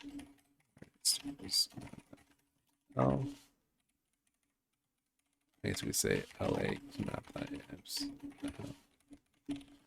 LA greater than largest LA. Otherwise, if RA is greater than largest RA. Okay. And then we come out of this with the largest value. That should tell us basically how far from the end it is. Okay, 0.27. That's pretty much correct. It's 50. 0.548. Okay, and then if it's 100, I'm going to turn down my own volume for this. 1. Okay, cool. All right, so this actually is working. All right, so now what we want to do, actually, let's see if do we need to seek in order for this to work? Yes. Okay. I think we do need to seek. Okay. So now we say if well, we don't have to say if here. We can just say so I'm thinking about how best to do this. My SYOW7 says I missed the point here. What are you working on? Basically, I'm working on audio normalization, which is a really important thing because let's say you have just to exemplify this. Let's say we're making a game, and so we have a sound that in our game, let's say we have a sound like this where the player's talking, right? So the player's talking to an NPC. Let's say we have voice acting.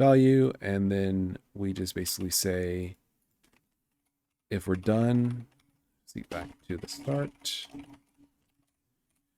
can say volume dot strength equals 1.0 divided by largest. So then if it's like 1 divided by 1, that's fine. If it's 1 divided by 0.5, that's 2. If it's 0.25, 1 divided by 0.25, that's 4. So that should basically work to boost the volume so that it's always consistent. So we'll be able to see this in a second. It would be cool. I'm wondering if this works like this, but I'm like, let's say that you have a sound, right? Let's say you have a footstep or something like that, and you are, I'm just thinking, maybe this would be a better be done by a separate effect than volume. But I mean, normalizing is part of volume. So let's say you have a footstep, right? So it's whatever volume. You normalize it, then you want to lower the volume. It would be nice to be able to have both capabilities. So I'm thinking that normalization can have a separate value internally. So basically, just like we have strength, we have normalization, which is a float 64. And then we can go over here and basically say normalization equals this. And that's about it. That should be fine. I guess normalization. Normalization. There we go. Do we want to return a float 64? I mean, I don't really feel like we need to, huh? I gotta come back to that. So then over here, we can go back over here. We can say normalization is 1. By default is 100%. When you apply the effect, it basically multiplies this by work times equal volume dot normalization. There we go. All right, so that should work.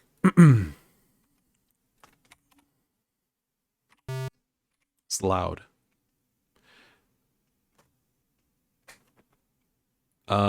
So we'll go ahead and, oh wait, because we normalized it. That might be why. Let's see. Okay. It's definitely louder. So what we'll do is we'll try this. We'll basically launch each of these.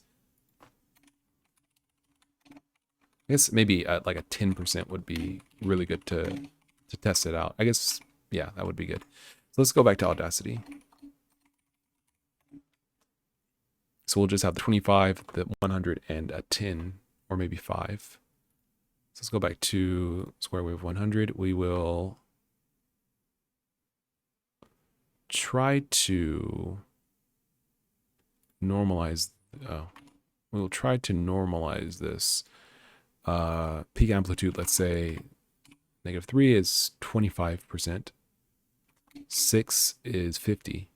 12 is 75.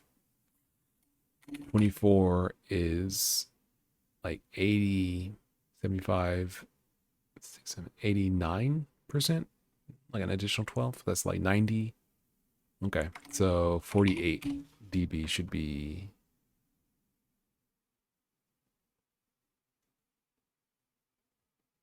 All right, that's like 1%. Let's not go that hard. I said 48, I think. I think 48 is basically silent. So let's limit, normalize. Let's go to -24. That's, I think, better. That goes to 5%. Okay. Yeah, okay. Let's try this.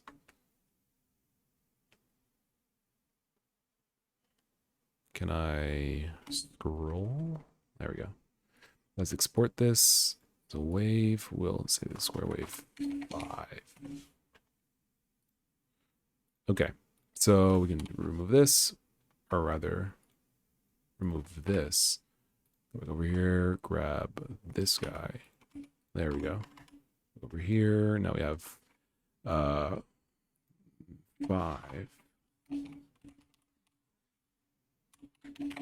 There we go. Okay. 5 and then 25 and then 100. So we can then have a, let's move this up down here. There we go. We do not. We don't actually use this. Okay, so then we can have a normalize, which is a bool, which is off. That's fine. So then we can say if input util that is key just pressed, key A, game.normalize equals not game.normalize. Go over here, and then we'll say this is a simple example showing how normalization works. Volume normalization works. Press 1, 2, and 3 to play a sample with varying volumes, and press A to toggle normalization. Normalization is currently plus normalization on. On is false or off.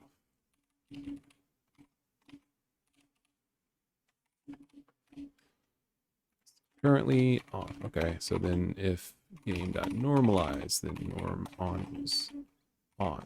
Okay.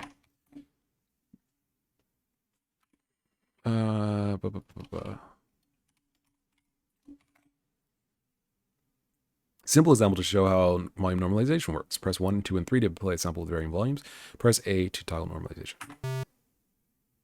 Okay, so we just want to say if game.normalize, then we normalize the volume. That's it. Now, something that I'm aware of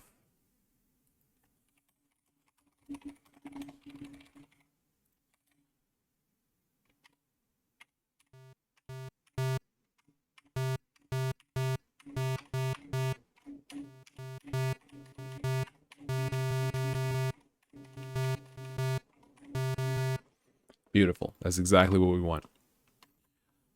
All right. Well, that's it. That's really what we wanted. So the thing that I'm aware of that I don't like is that and there's probably, there's better ways to do this than this. Well, I guess we can kind of encapsulate this thusly.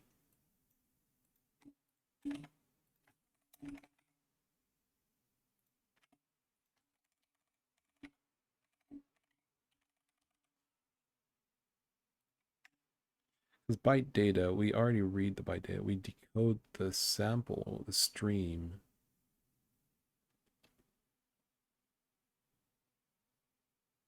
Right. So, hold on.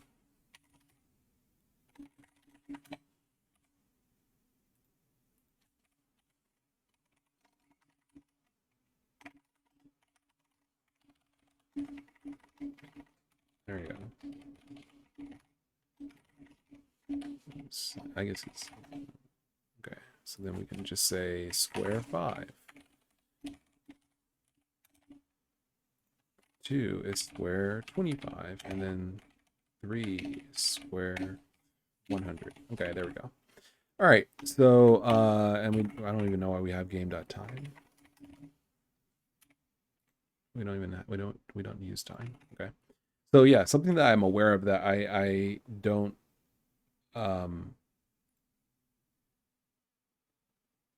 why is normalize not being added to the who's it?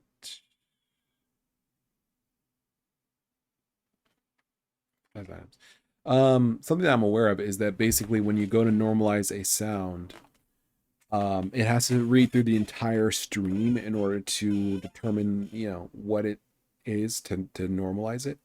So it would be nice to have some sort of like normalization dictionary or something like that. So you can basically, it can basically know like, oh, I've already normalized this stream before. I don't need to do it again.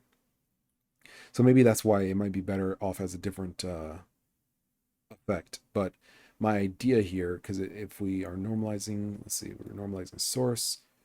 I don't think we can read, like, Let me see. New volume stream. The stream is where we get the sample. So I guess we could really kind of simplify it like this. Actually, we did stream. Let's do something like this instead. Let's say sample is this. We don't need this extra layer.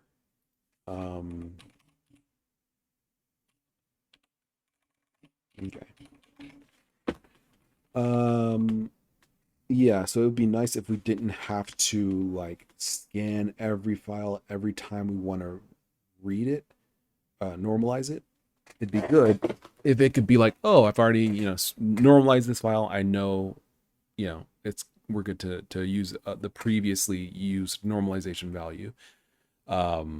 So what we can do to do that is we could make it so that it's not actually a volume thing, and instead you can just set a normalized value on the volume effect, and you get the normalized value from a utility function that also will store it so that you don't have to do it constantly, so that it'll be like, oh, you're getting what's the normalization value for this sound. Okay, let me do it, so like you don't have to constantly like figure it out. You know what I mean? That seems like a good idea, because I feel like this is going to be a problem to do this constantly. So what we can do, let's test this out. I'm going to, I mean, it might also be good to make this bigger, but we'll test this out. We'll say time.now is here, and going down to here, time.since t. How long does this take to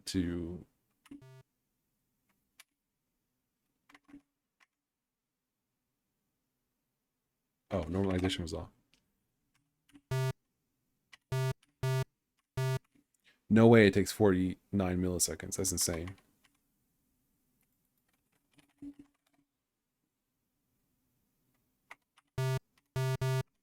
No way.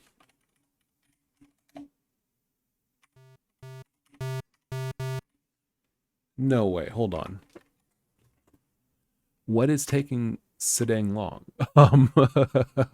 What's taking so dang long? Let's see. Time that now. All right, 32. It's not this. Time that now. Is it the making of the bytes? No way. Okay, yeah, it's not that.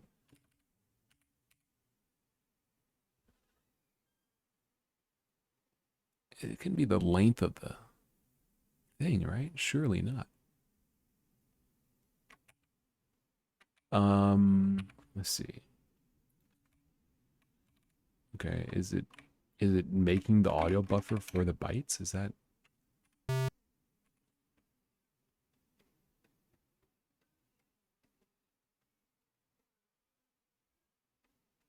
Well, let's assume it's not reading the bytes. Okay, we're talking about nanoseconds to make the audio buffer, or to turn the bytes into an audio buffer. Altogether, this is probably less than. It's probably all volume source I read. So let's try something else. We can do something to kind of pare it down, understand what we're working with a little bit better. So we'll say T2 is time dot duration 0. Now time dot now. T2 dot equals plus equal time dot since now. All right, so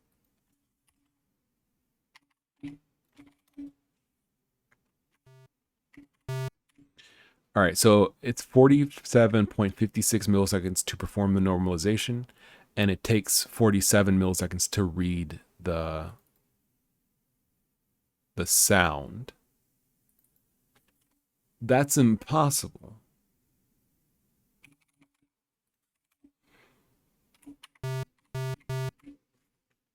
Like, that's literally impossible, right? Because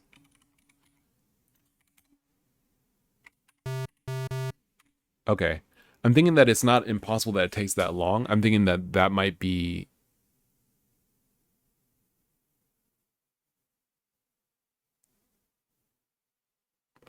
It might be that reading...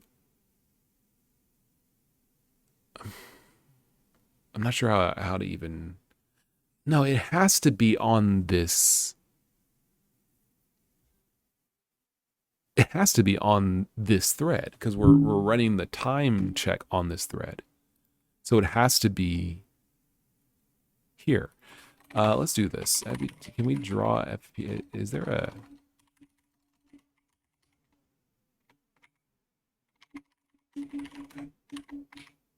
Screen.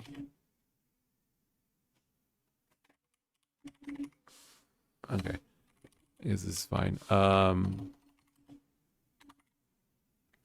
Let's see. Wait a second. Ebiton util dot... Isn't there an FPS thing or thingamajigger?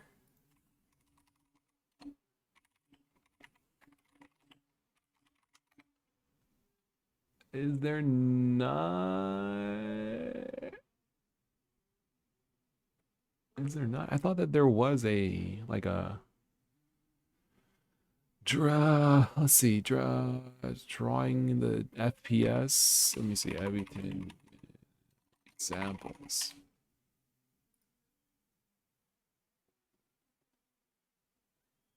I feel like there is some way to draw FPS easily. Okay, so no. All right, understood. TBS 0.2F, FPS 0.2F. Oh, I see. So you can do it like this with the debug. Oh no, you have to still, okay. F, okay.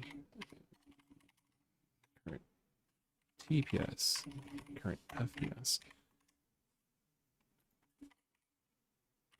All right, so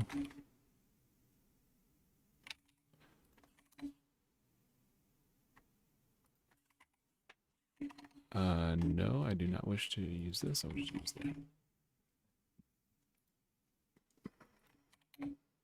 Especially with longer and multiple buffers.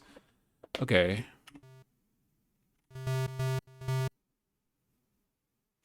Yeah, there's something weird going on here. Like if normalization actually took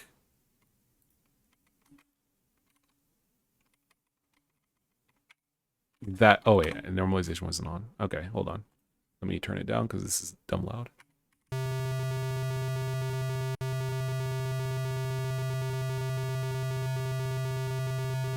Okay, so FPS does tank.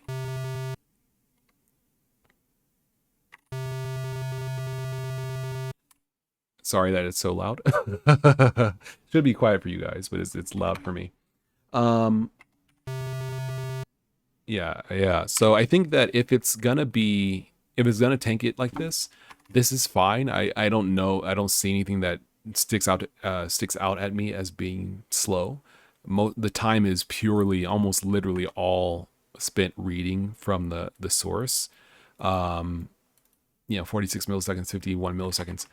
I don't know of a way to make this faster. I don't think that it's on me to make it faster. I think it's just reading the bytes maybe manually.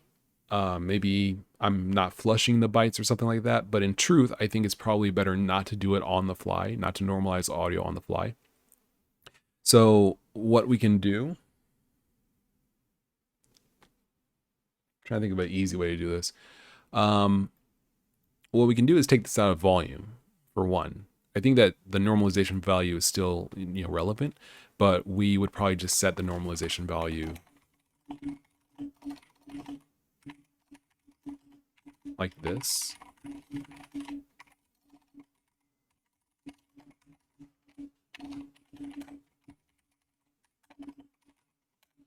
Then we take this out of volume entirely and put it elsewhere.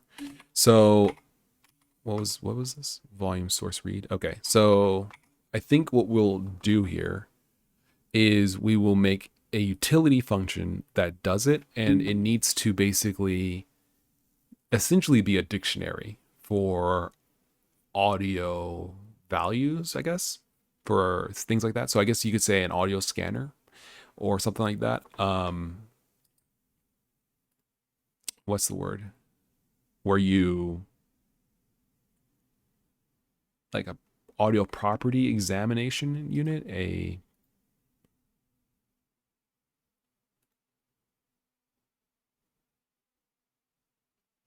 kind of like I can't think of a word for it. Um, we'll just call it audio properties, I guess. So this will be a map.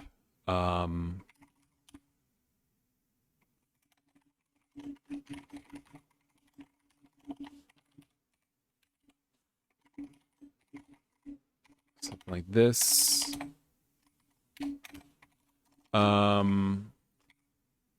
So the idea here is that basically, now ideally, I don't think you want to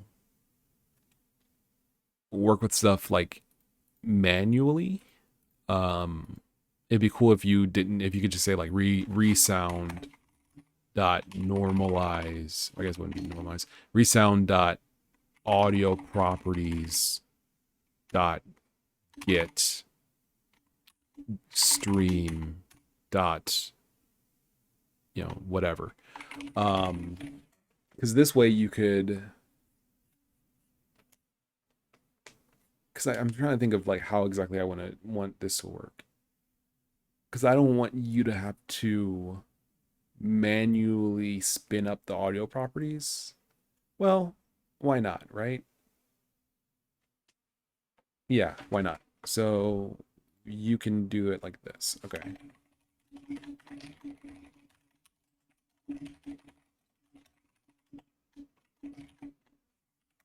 And that, and then we say, and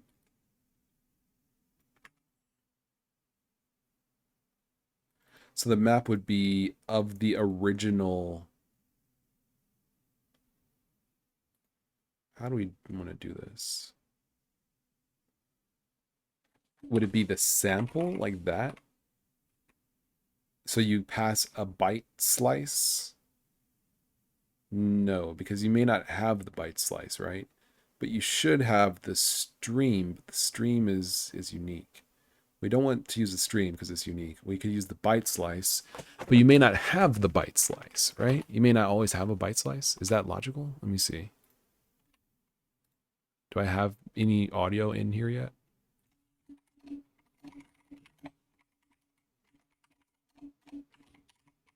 No.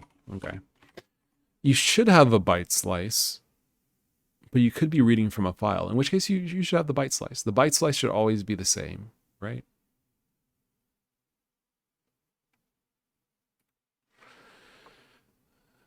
Can you make a byte slice a key? Like that? Can you do that? You can do that, right? No. It's incomparable. Okay. So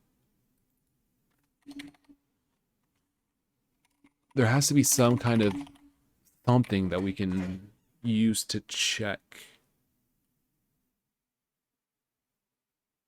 So I guess you would add something to, so I guess it could just be an integer for that matter. You could basically add a, well then how do you get the value back? Let me see. How do we like what data can we pass so that we can get the normalization value of this byte slice? Well, the data itself, but I guess the name as well. It would be nice if we didn't have to do that, but I think there's no other way to do it, right? Like, I guess if you pass the stream, it can't get the name of the file or anything like that, anything comparable from that. It could get the stream itself. That's fine, a pointer, but obviously once you're done with that pointer, it's unusable because you're gonna make it again. Now it won't pull it back. So it has to go by some sort of like comparable value, like an integer or a string.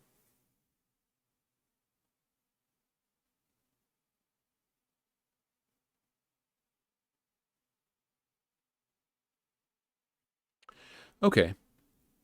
If this is the way it has to work, then it kind of has to work like this.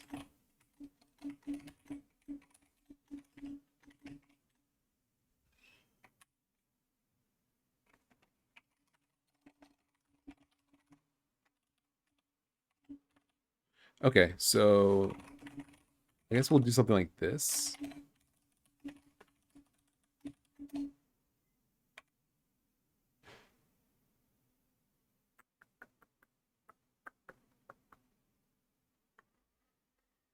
So when you add, it gives you back the ID of the audio property. Could be a name, it could be anything. I feel like name would be better, even though it's worse for like equivalency tests in terms of speed. It's better to test with something other than a string, but the upside of doing it with a string is that you can pass a string value. It could be the file name, it could be the file path, it could be just a local name, whatever. Doesn't really matter as long as it's consistent. And then once you do that, I mean, but then you could also just use an int and set up consts on your side. But no, you'll already have the file path. You'll already have the file path. That's true. Okay, so we'll go with something like this. AP name. So this would be a string. Property. Okay. So then the idea is we could say AP name dot what's the word? Not where you examine, but where you like scan. What's the word where you like was the, it is not defining. What's the I can't think of the word I'm thinking of. What's the synonym for examine? It's to inspect, it's to survey, scan, sift, probe, check out, test, question, appraise, assess. None of them are the word I was thinking of, though. Explore, scrutinize, survey. Put through the mangle. I don't know about that one. um, what's it in Go where you have a file and you call stat? Okay, so I guess we could just call it stat. The idea is that basically whoops, you run this function. I guess it would automatically run the function, and then go from there.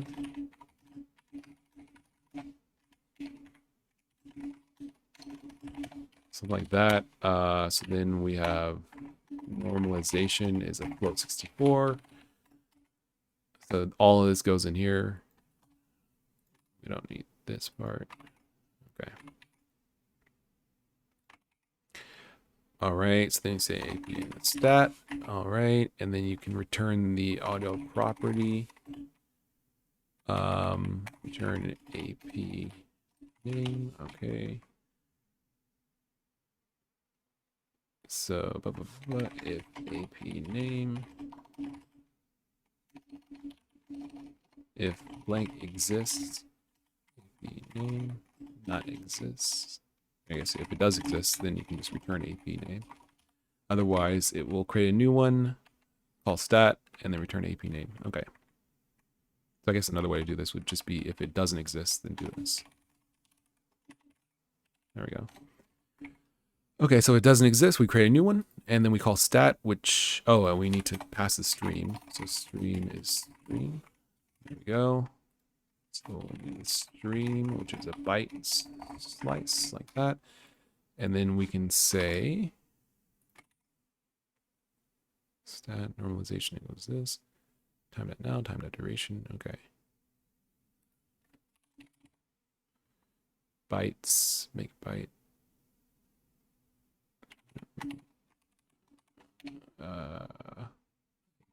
Stream. Oh no. I guess it needs to be an IO reader then.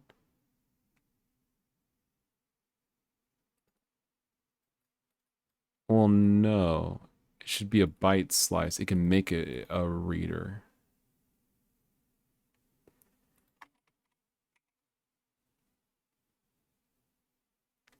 Okay, so if it's going to make a reader, it can do it here, no? How do we, let's see.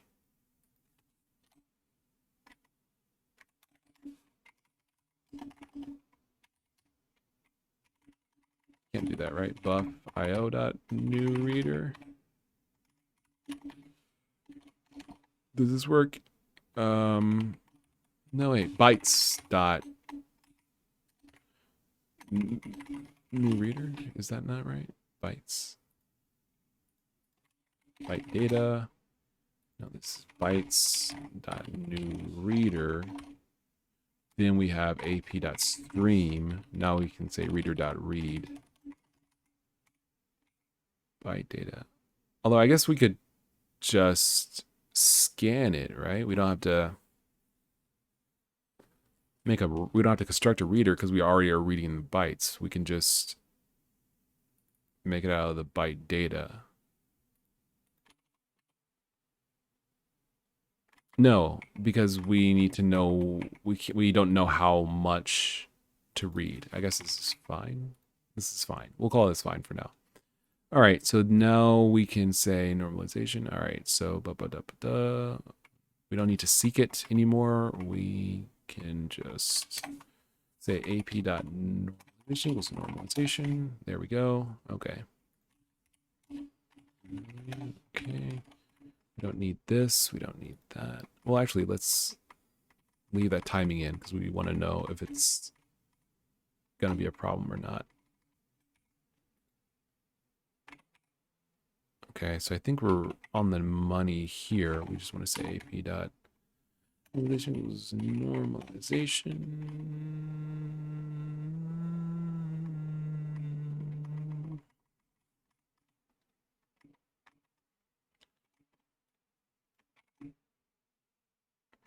Okay.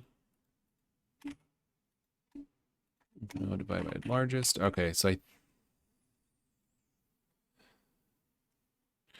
we need to make this like that. There we go. Okay, so then we want to know that. Okay, normalization is exposed. All right. ap.stat, can't call it. It's a pointer method. Okay, so I guess we need a pointer to the audio property. That means that this is now like that. All right. Okay, so I think that we got it.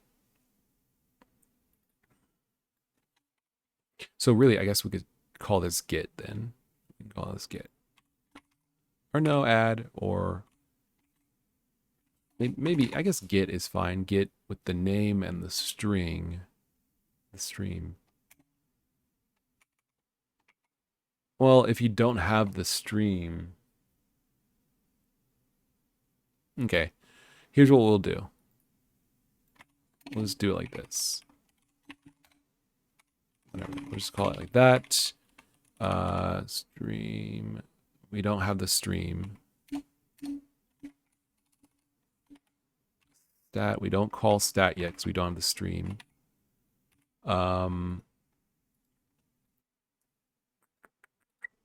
We can call the audio property set stream. Right. Then we can call stat on ourselves after we set the stream. AP stream equals stream. We can't say stream is equal to stream, right? Stream is not a type. Oh, if Slice can only be compared to nil. That's interesting because I feel like you can compare a slice of anything else to. Can you not compare slices to each other?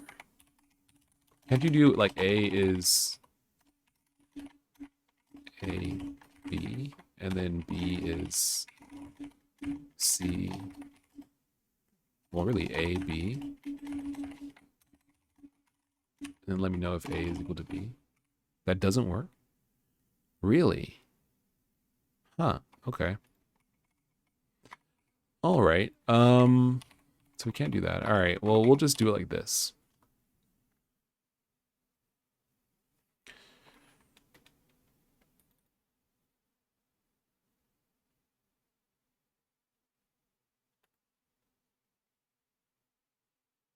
Okay. So I guess what we'll do, because I'm trying to figure out like if there's another way to do this. You set stream, then you don't even call stat. You stay away. you stay away. You don't call stat.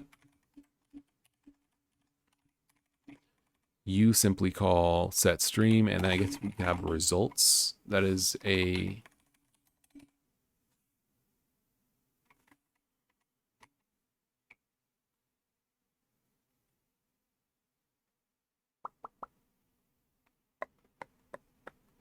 man, I wish this was an easier way to go about this, but I can't think of any other way to. I mean, I guess we could make it so that like.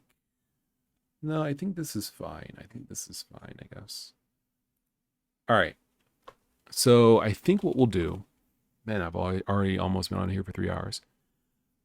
If game not normalize, okay. So we want to say basically, don't do that anymore.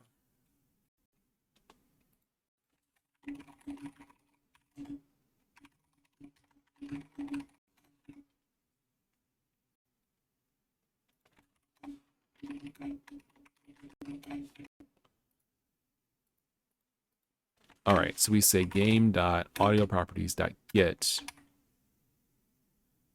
Oh, we don't even have a name for these anymore, dude.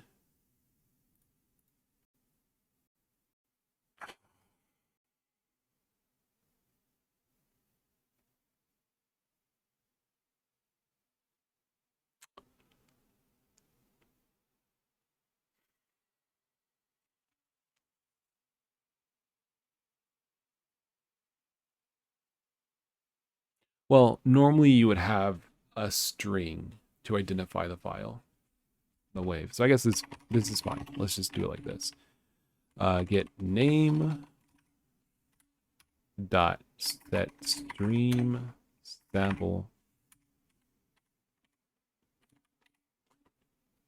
because if you already set the stream earlier, then get name, you don't have to set it again. Because I didn't want to make it so that get required both the name and the sample, because then you would be unable to use it without having the sample, which, I mean, I guess you would never have the sample and not, man, I don't know quite how to do this. Like, this is fine, but it's not good.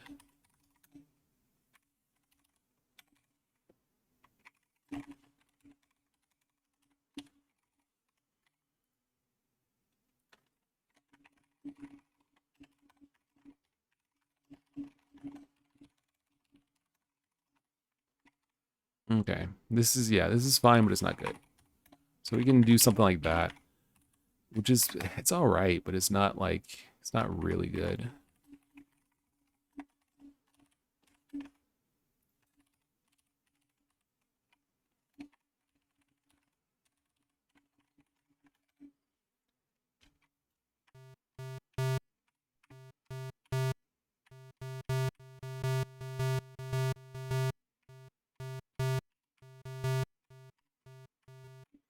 All right, well, it's kind of working, but it's not really.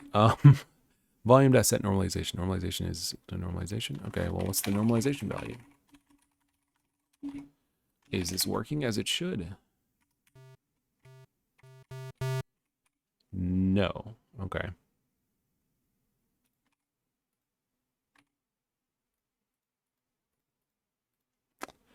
Stat. Okay. We don't really care too much about that. Byte data. We're doing okay. Largest is this. Okay.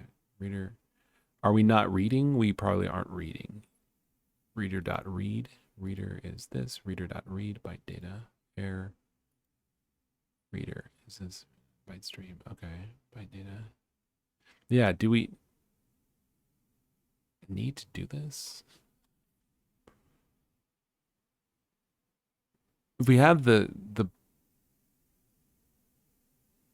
oh wait, because it's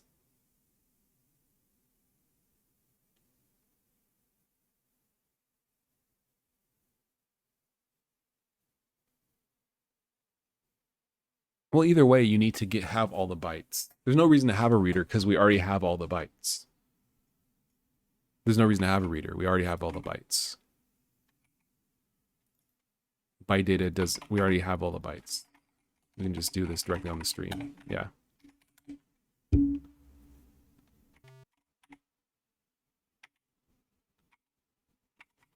Okay. Yeah. So now we don't have an error anymore. We just say give us AP. Oh, buffer.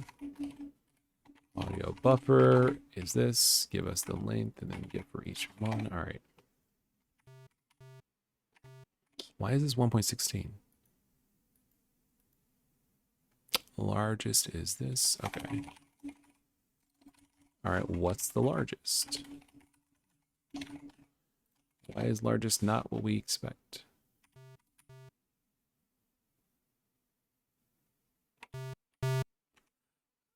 No, that's wrong, dude. What is going on? AP stream. Largest. If LA is greater than largest, if RA is greater than largest. This was working mere moments ago, but now it is not. What have I done? Why am I an imbecile?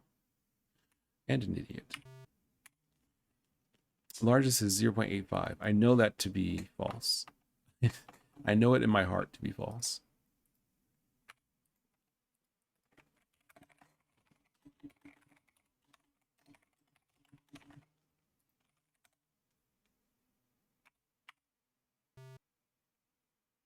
Okay, it reads through everything.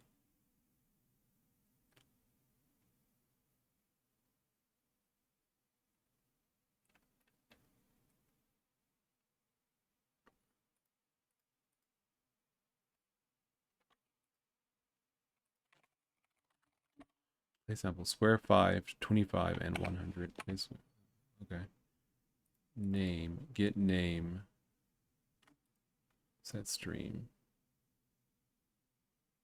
If it doesn't exist, then add a new one. Normalization value is 0 by default. That's fine. I think. Maybe normalization value should default to 1, actually. But that's not going to solve the problem that we're having. Why is it? Is it 1.16? Largest is 0.85. For square wave 5, that is dramatically, obscenely incorrect. It's obviously wrong.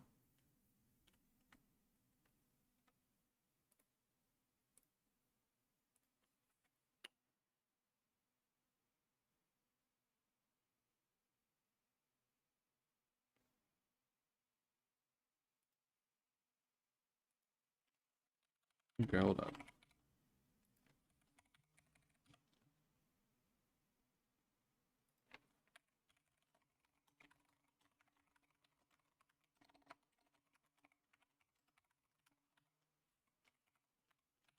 Largest equals LA.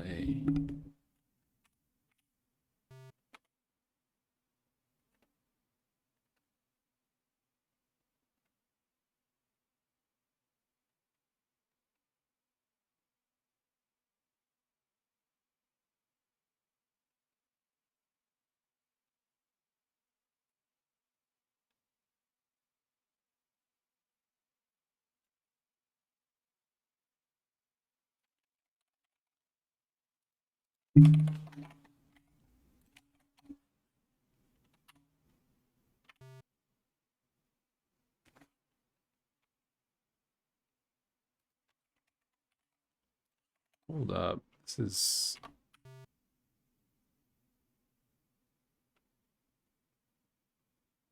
0.5728. Like, where is it getting these numbers from?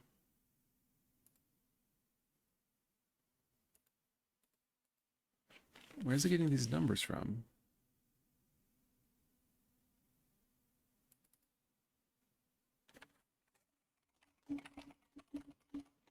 Like, I'm not crazy, right?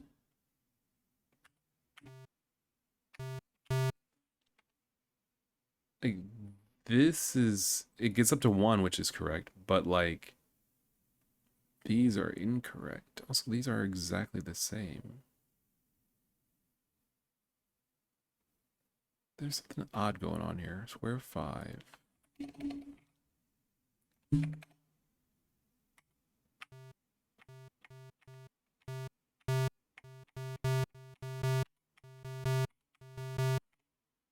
Something weird going on, and I'm not sure what. The normalization value is correct. It's just not working otherwise. Perk times equal volume radiation. That's fine. Feels like this is the issue. Audio buffer AP stream. Is the stream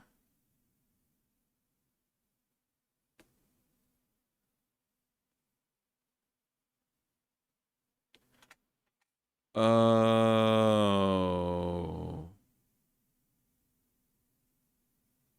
I think I know what the issue is.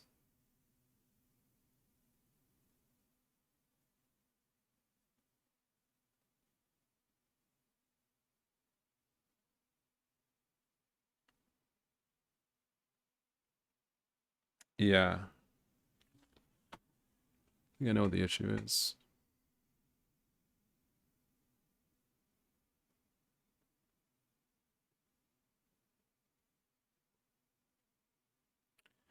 I think the data format, like the bytes format, is different. I think that the format that the data comes from out of a file or when embedded into the executable, and we take the bytes and feed it into our audio properties to get the statistics.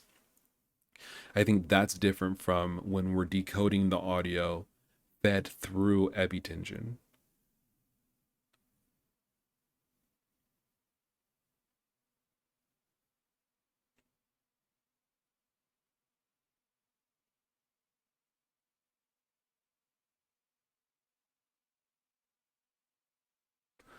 Okay, if that's the case, can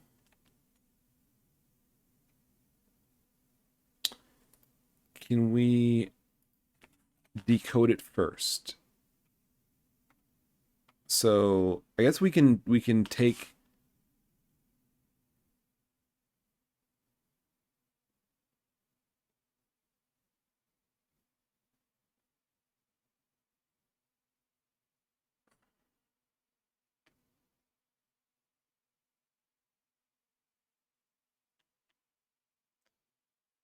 So roundabout to do this any other way.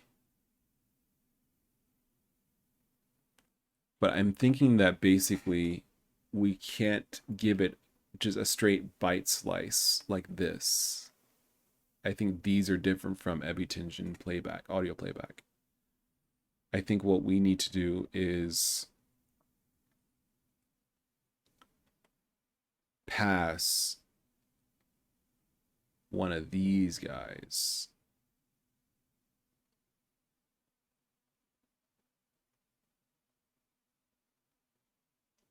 So we pass one of these guys. We can seek it back when we're done.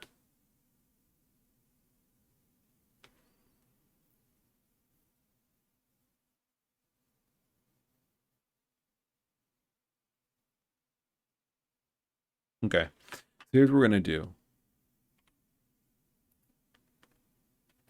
Here's what we're going to do. I think we're on the right track. I think we're just going to, for now, we're going to, maybe I was thinking of the word analyze.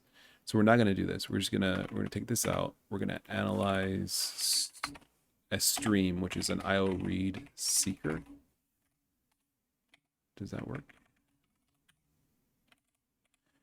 We will read the stream.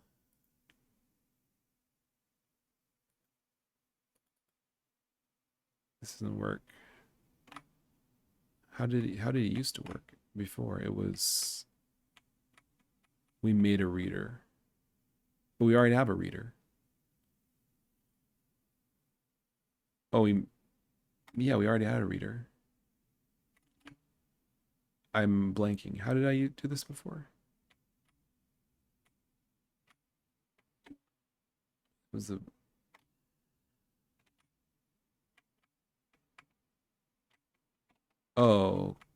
okay. Source that read. Okay. All right, so we'll try something like this. Hold up. I think I'm cooking. Just give me a couple seconds.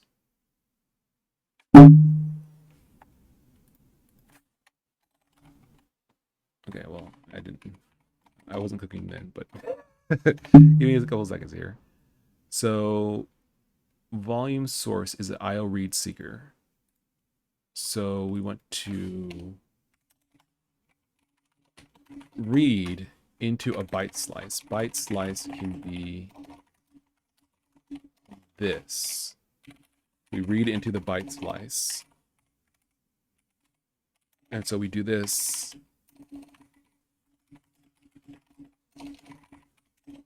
while air is equal to nil. We read into here.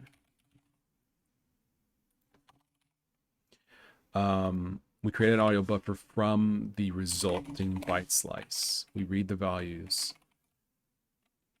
When we're done, we rewind the stream back to 0. And then we set the normalization stuff and we're good.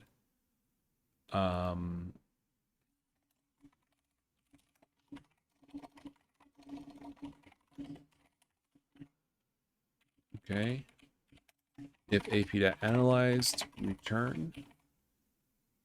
Down here we say ap.analyzed is true. Audio prop. Reset analyzation.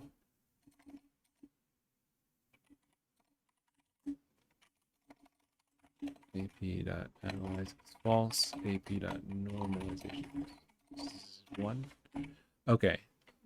So then we can say new audio property. Audio property.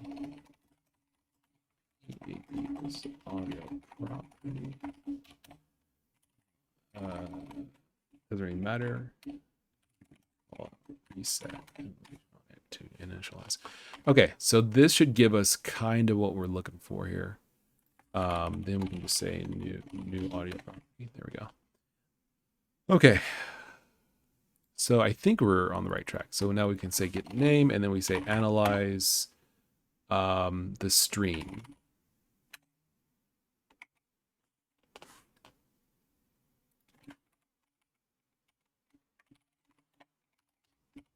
So prop.analyze stream, and then we get the normalization values. All right, so to make this a little easier, we can say, oops, we can make the normalization value not exported. And then we can return basically a normalization, or rather a audio property analyzation. Or I guess we can say audio property result. Normalization, float 64. And then we can say result is an audio property result. There we go. And then here we can just return audio ap.audio property result. Result. There we go.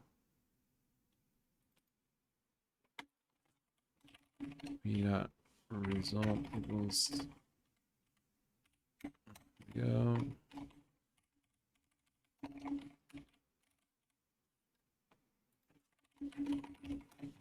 Okay. So then we don't need analyze. Yeah, analyze can be. There we go. Okay. So that should basically get us what we're looking for.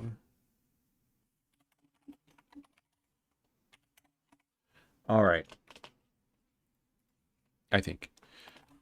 Because now we can say analyze screen, and then we can just say, there we go. That should give us, I think, what we need. I think.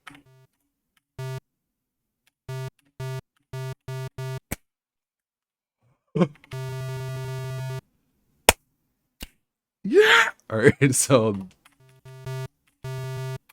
perfect. That's great. Okay. So now that we did all that, the idea is that basically if we need to do more analyses on audio,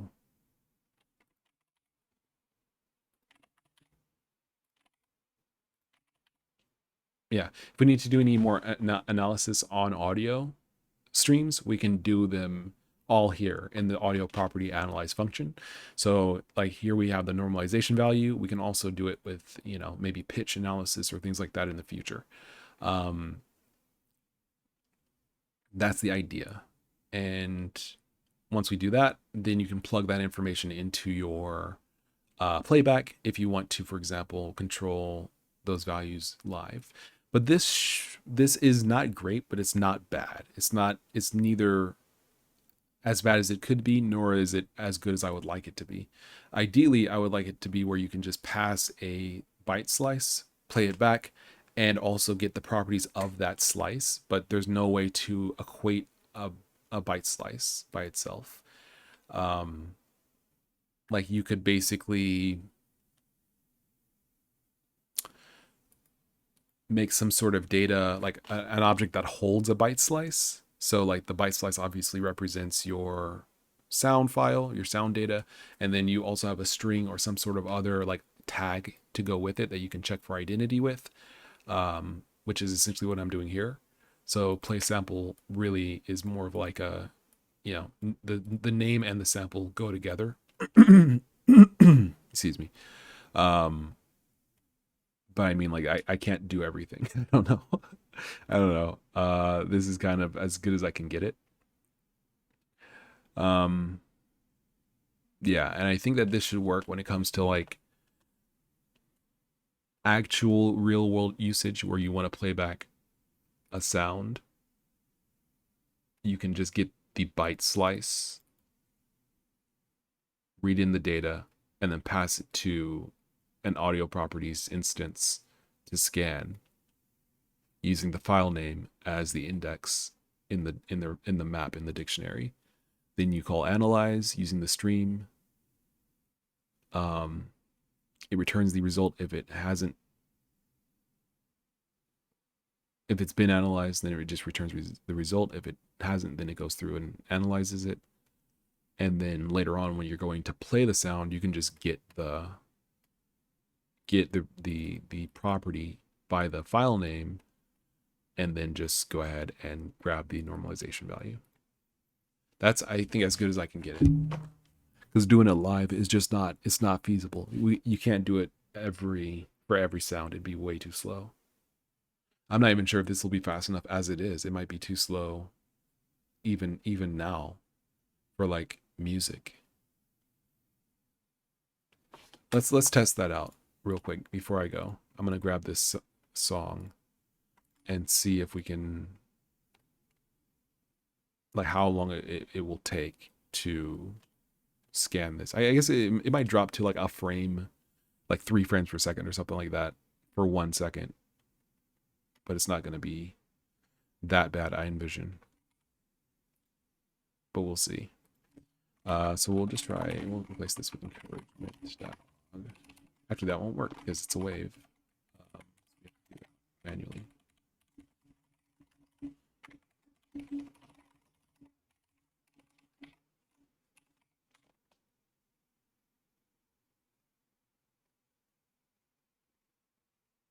No way. Yeah, no.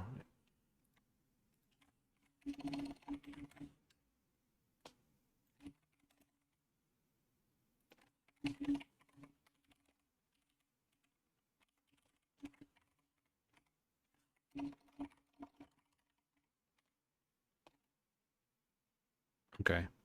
So we will, I guess we'll just do it like this.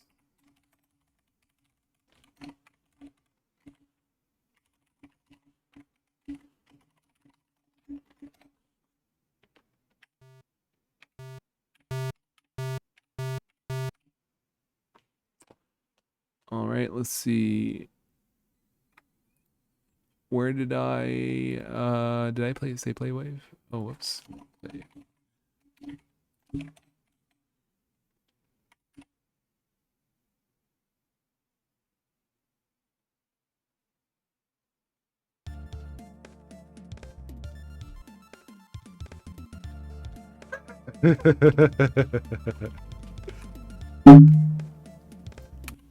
Like that's actually unusable.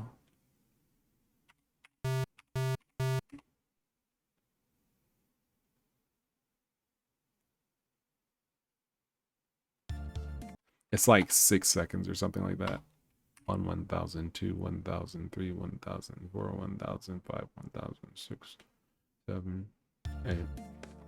Like 8 seconds, dude. I don't know what I can do about that. How can I scan the file?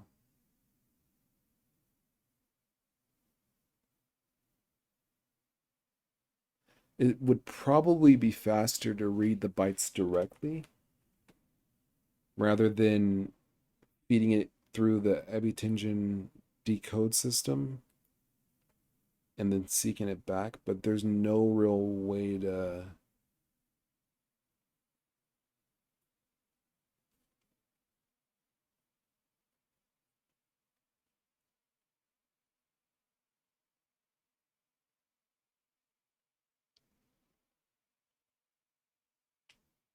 Yeah, it's probably faster not to read it this way.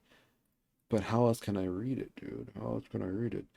Um, let's see. Go read.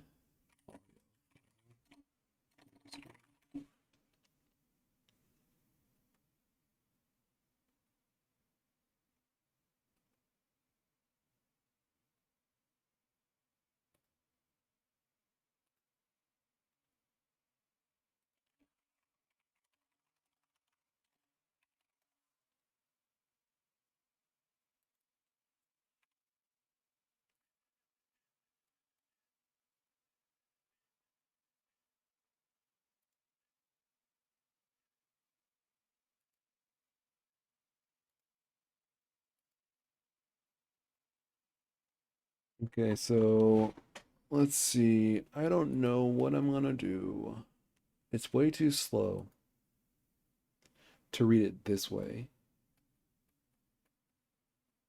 I mean, I could try reading not every byte and just read like every eighth byte or something, but I don't think that would be good enough, dude. I think like you could easily skip stuff, right? Like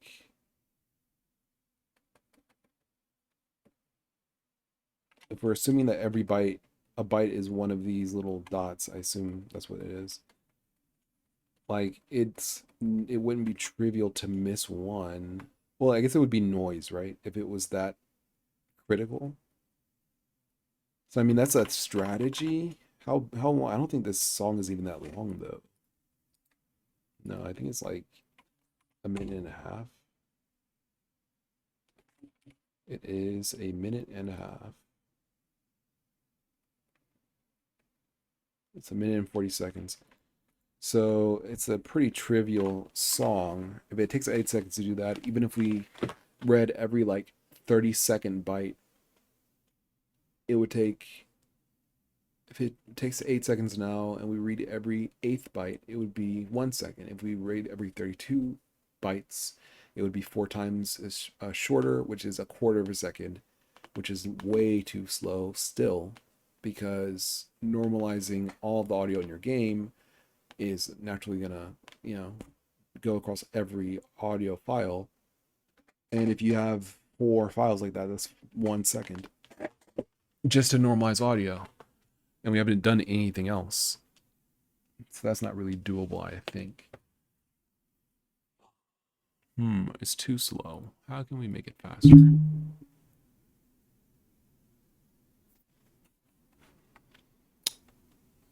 Because we can't read. Yeah, I think we have to read the bytes directly, but if we read the bytes directly, we can't use this. Can't use the way this works currently. It's going to come in through some other means. It's going to, if we read the bytes directly, it's probably not even going to be consistent, right? Because it's like, well, because I'm reading from the stream. The stream has already been decoded, right? Yeah. Stream's already been decoded. So if the stream's already been decoded, that means it's running through Evitension. So if we don't want it to go through here, we would have to decode it ourselves. We can try skipping. Let's try this. Let's try skipping just an insane amount of.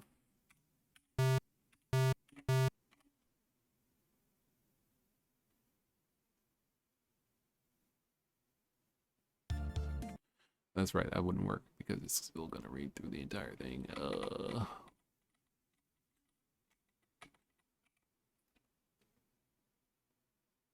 Read stream.read byte slice. I mean, like, what if we made the slice bigger?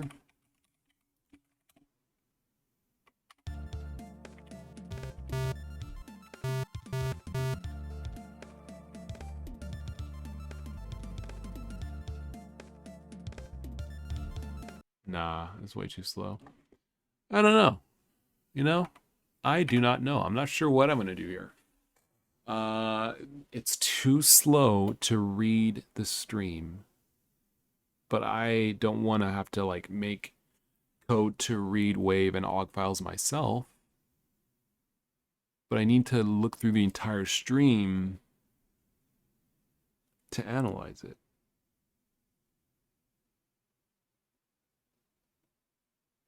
I feel like there's something I'm missing. I gotta look through the entire stream to analyze it. How can I look through the entire stream to analyze it?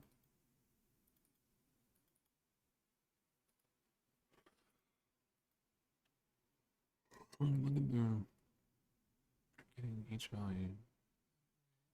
This is as simple as it could be. It really is just reading the stream. Isn't it better to read and analyze bytes as you go? Well, like, yeah, but in order for normalization to work, it has to know how loud to boost the volume. It's all about relative volume. So like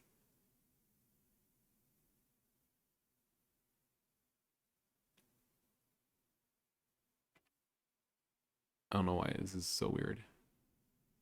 Okay. So in this little wave, this is the extent of the wave from like 0.05 up to 0.05 down, and then it goes up to 1 and down to -1. That's the maximum width of the waveform, the maximum amplitude. We can't just be like, oh, if it's, whatever value, let's boost it up to 1, because we don't know how loud the volume, the signal's going to get.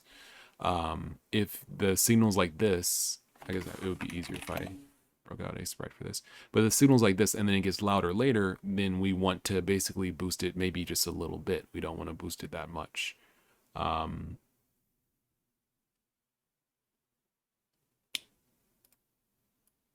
Like, if, for example, let's say our waveform is like this, right? But then out here, it goes like this. Like, it's dumb, just stupid loud. It's stupid loud right here. Well, if that's the case, then we don't want to raise this up to this point, because then you get all of these stuff, all these points raised as well, and then you get clipping. All this stuff gets clipped like that. which you know you may not want. So we can't just raise the volume as we go. We need to know basically how much room we have to work with.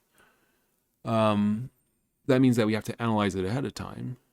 We have to read it ahead of time. And I can't read it myself, or I don't want to read it myself, because that would mean like writing readers for WAV and OGG files, which I don't want to do, especially if it's not necessary. So I need to figure out how to properly do this. There's something I'm not getting, I think.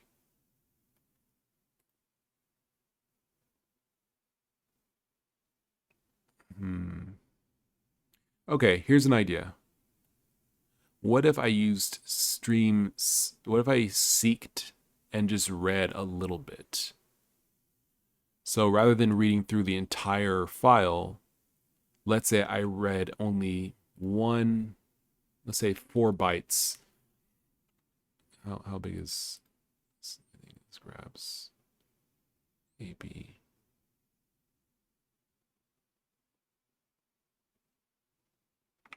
Let's say I only grab yeah, like 4 bytes every so often. So basically I do like this.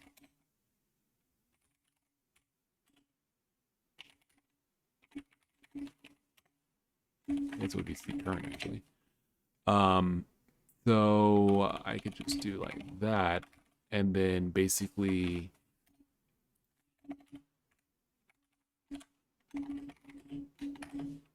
if there's an error, then it dips. So if it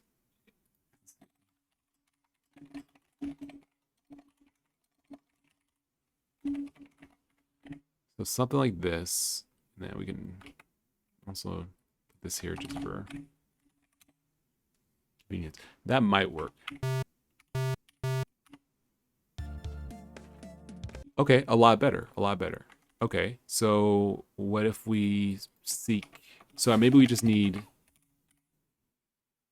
some amount of like, we're not gonna pay that much attention to. We just need some level of like understanding of how much we're gonna pay attention to this stuff, to the data. Okay. So let's say we saw 4096.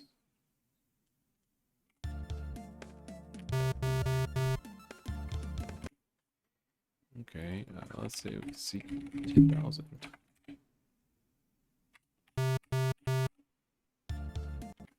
There's a lag there, and I'm not sure why.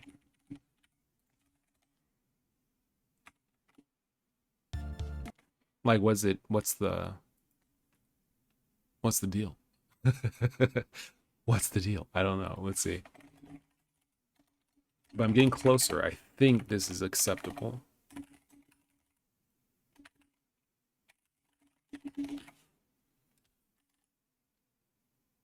Okay. Is seeking taking time now? No, please don't tell me seeking takes time now.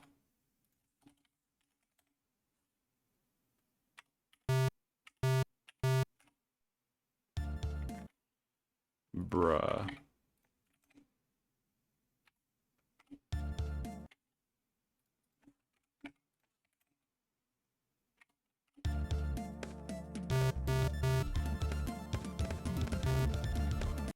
Okay, that kind of, I think that might work.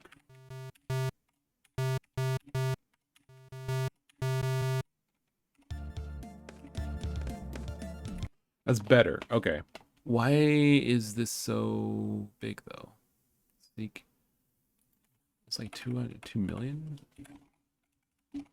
It's 2 million. Why is 2 million?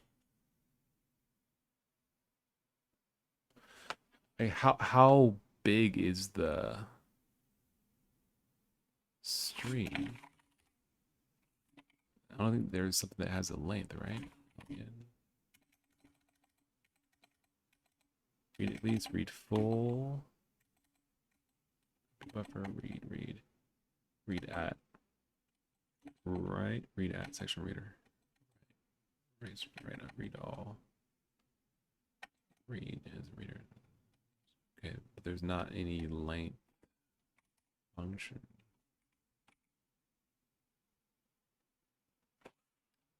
Let me see here. I think we can go here. I just want to see.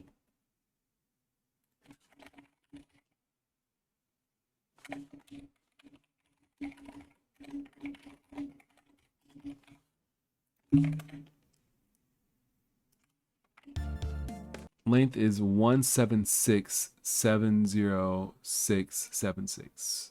So 17,370,676. Okay. And then what is the length of this string? 136,568. Okay. So I think what this, I don't know if this will work, but what I can do is I can read some number every so often. So if a stream is 17 million, then we can read 1 million increments. We'll say 512 bytes. So for smaller sounds, that should be enough to get through the first section. Like a small section that basically would, well, this wouldn't work either. We really want to read like some amount evenly throughout the stream. So how do we know?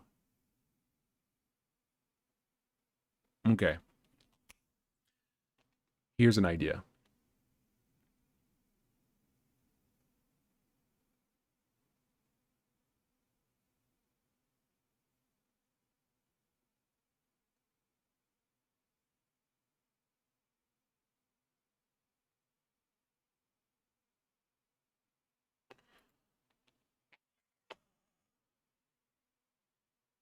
There's something I can do here.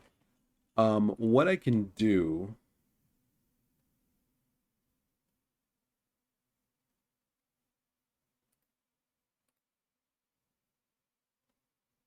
It takes a stream, huh? It takes a stream. A stream, I think, has. This stream has read, seek, and length.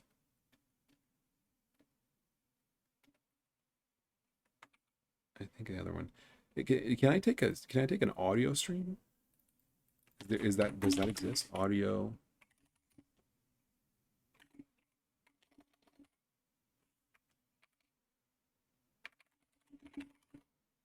Stream? Anybody? Anything? Stream? Audio. Infinite loop. Player. Jump on. There. All right, I think I have an idea though.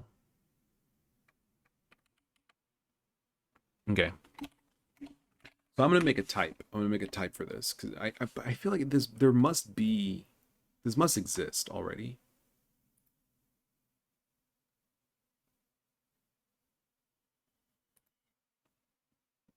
Like, surely there's a type that has seek, read, really just read and length. We don't really need to. Well, I guess seek, read, and length. Yeah, surely there's a type for that.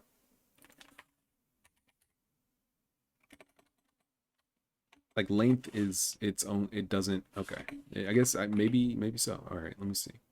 Does this have length? It must, right? Yeah, it does. Okay. All right. So here's what we're gonna do.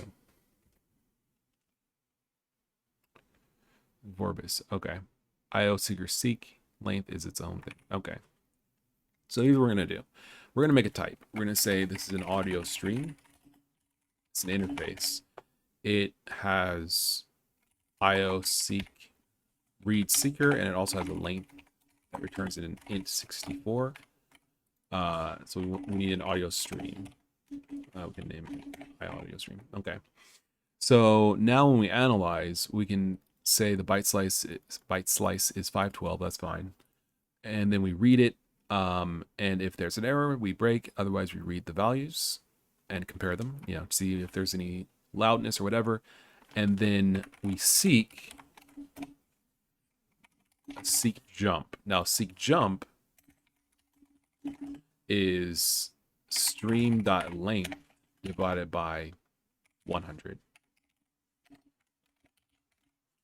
Now when we go over here, this is the same. This works the same. It should work now.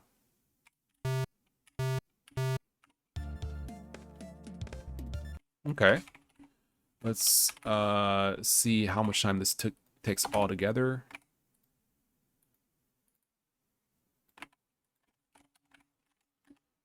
Okay.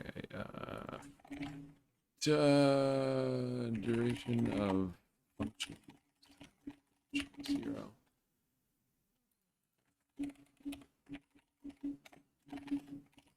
It's okay.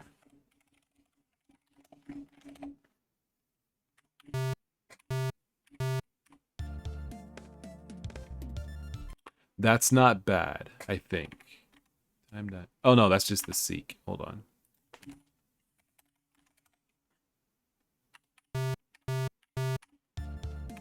All right, that's not great, but it's not bad. It's not bad. What if we lower this?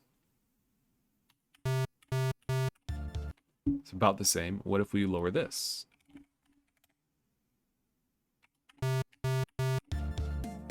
That's about the same. 2 milliseconds, 2 milliseconds, 3 milliseconds. That's definitely shorter, but that is definitely longer. 4.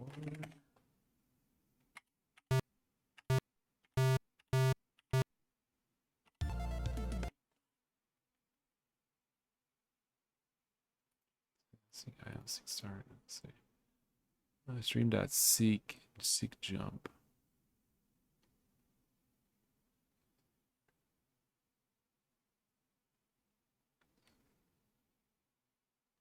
This should definitely work. Let's see.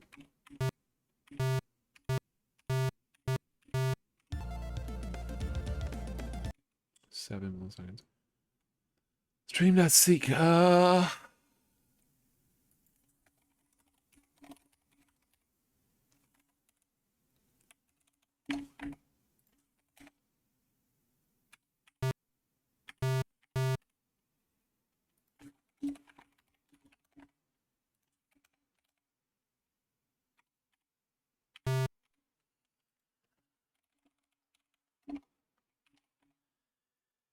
Can I seek backwards? I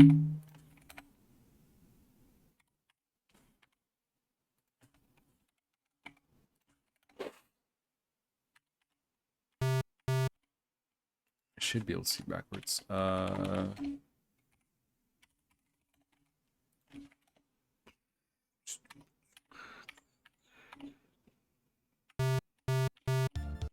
definitely works. Let's see. Seek. Can I seek backwards?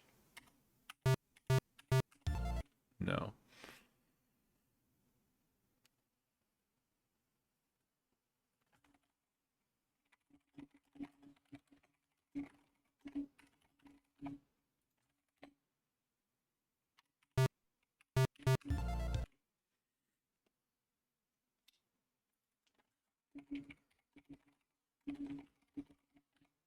Go from the end forwards. Can't go from.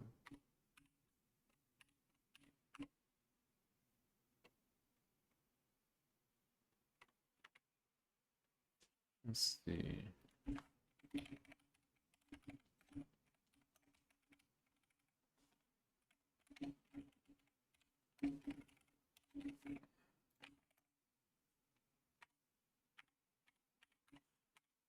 Okay. Let's start.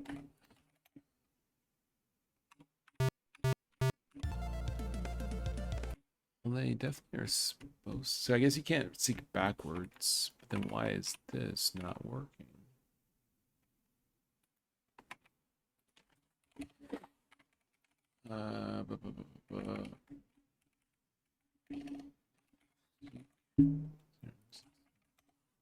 Is seek start not 0? It is. Okay.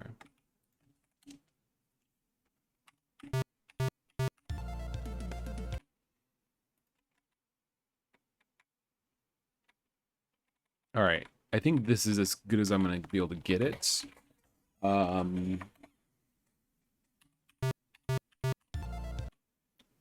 Like in the order of milliseconds is I think acceptable, and that should be good enough to work with. So basically, I'm tired, and this is I think as good as I'm gonna be able to get it.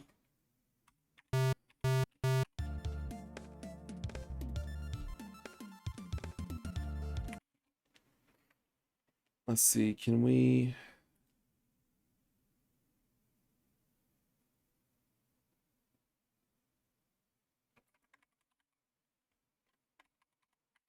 For some reason, seeking isn't working.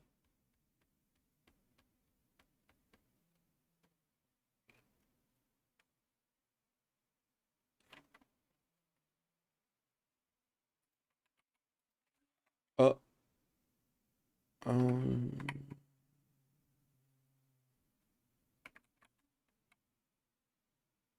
oh, maybe I need to seek jump like -1 or something. But we'll try this. Hold on. What if we seek jump -1?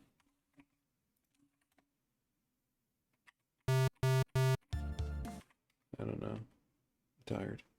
Okay, I think this is acceptable to basically examine it at a certain number of evenly spaced points throughout the sound. So, for example, we test the beginning. We test like 1/8 of the way through, 1/4.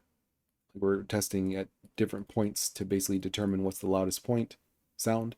I think that's good enough. I think that's good enough to hang your hat on. I think. Um, and then we can make it a little. We can play around with the values for like fidelity. I guess we can add that as a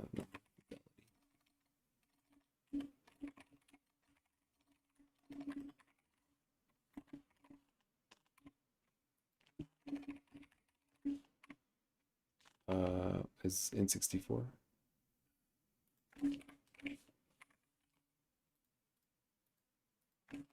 Fidelity can be like 16.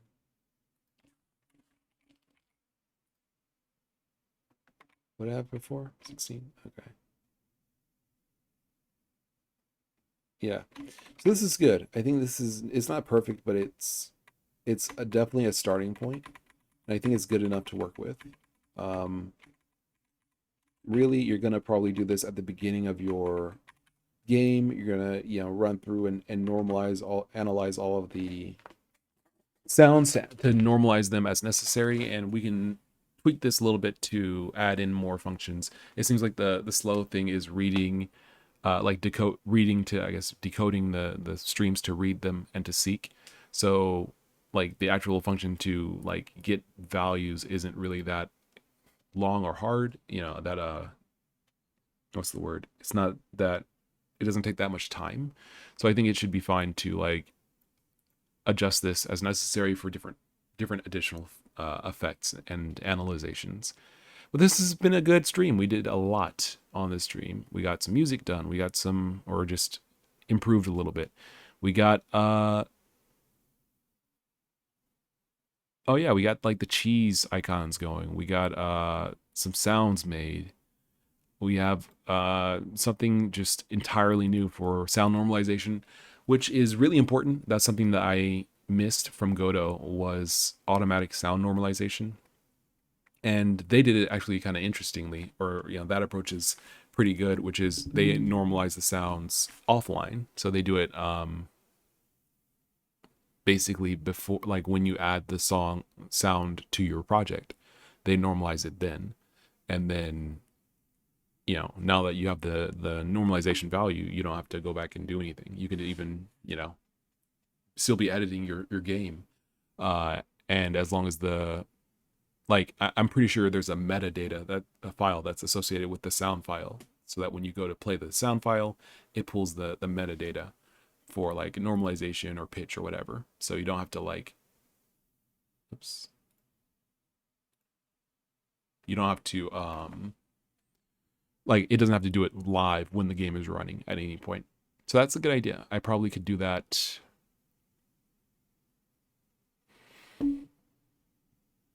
That's an idea for another time. All right. Thank you very much for watching. I've been Solar Loon. It's been real. It's been fun. And thank you very much. I'll catch you guys on the flip side next time. If you want to support development, please check out my Patreon, SolarLoon, patreon.com/SolarLoon. Please check out my itch.io page for Masterplan, which is a great project planning software for indie game developers. And I'll catch you guys on the flip side next time. It's been real. Thanks. See ya.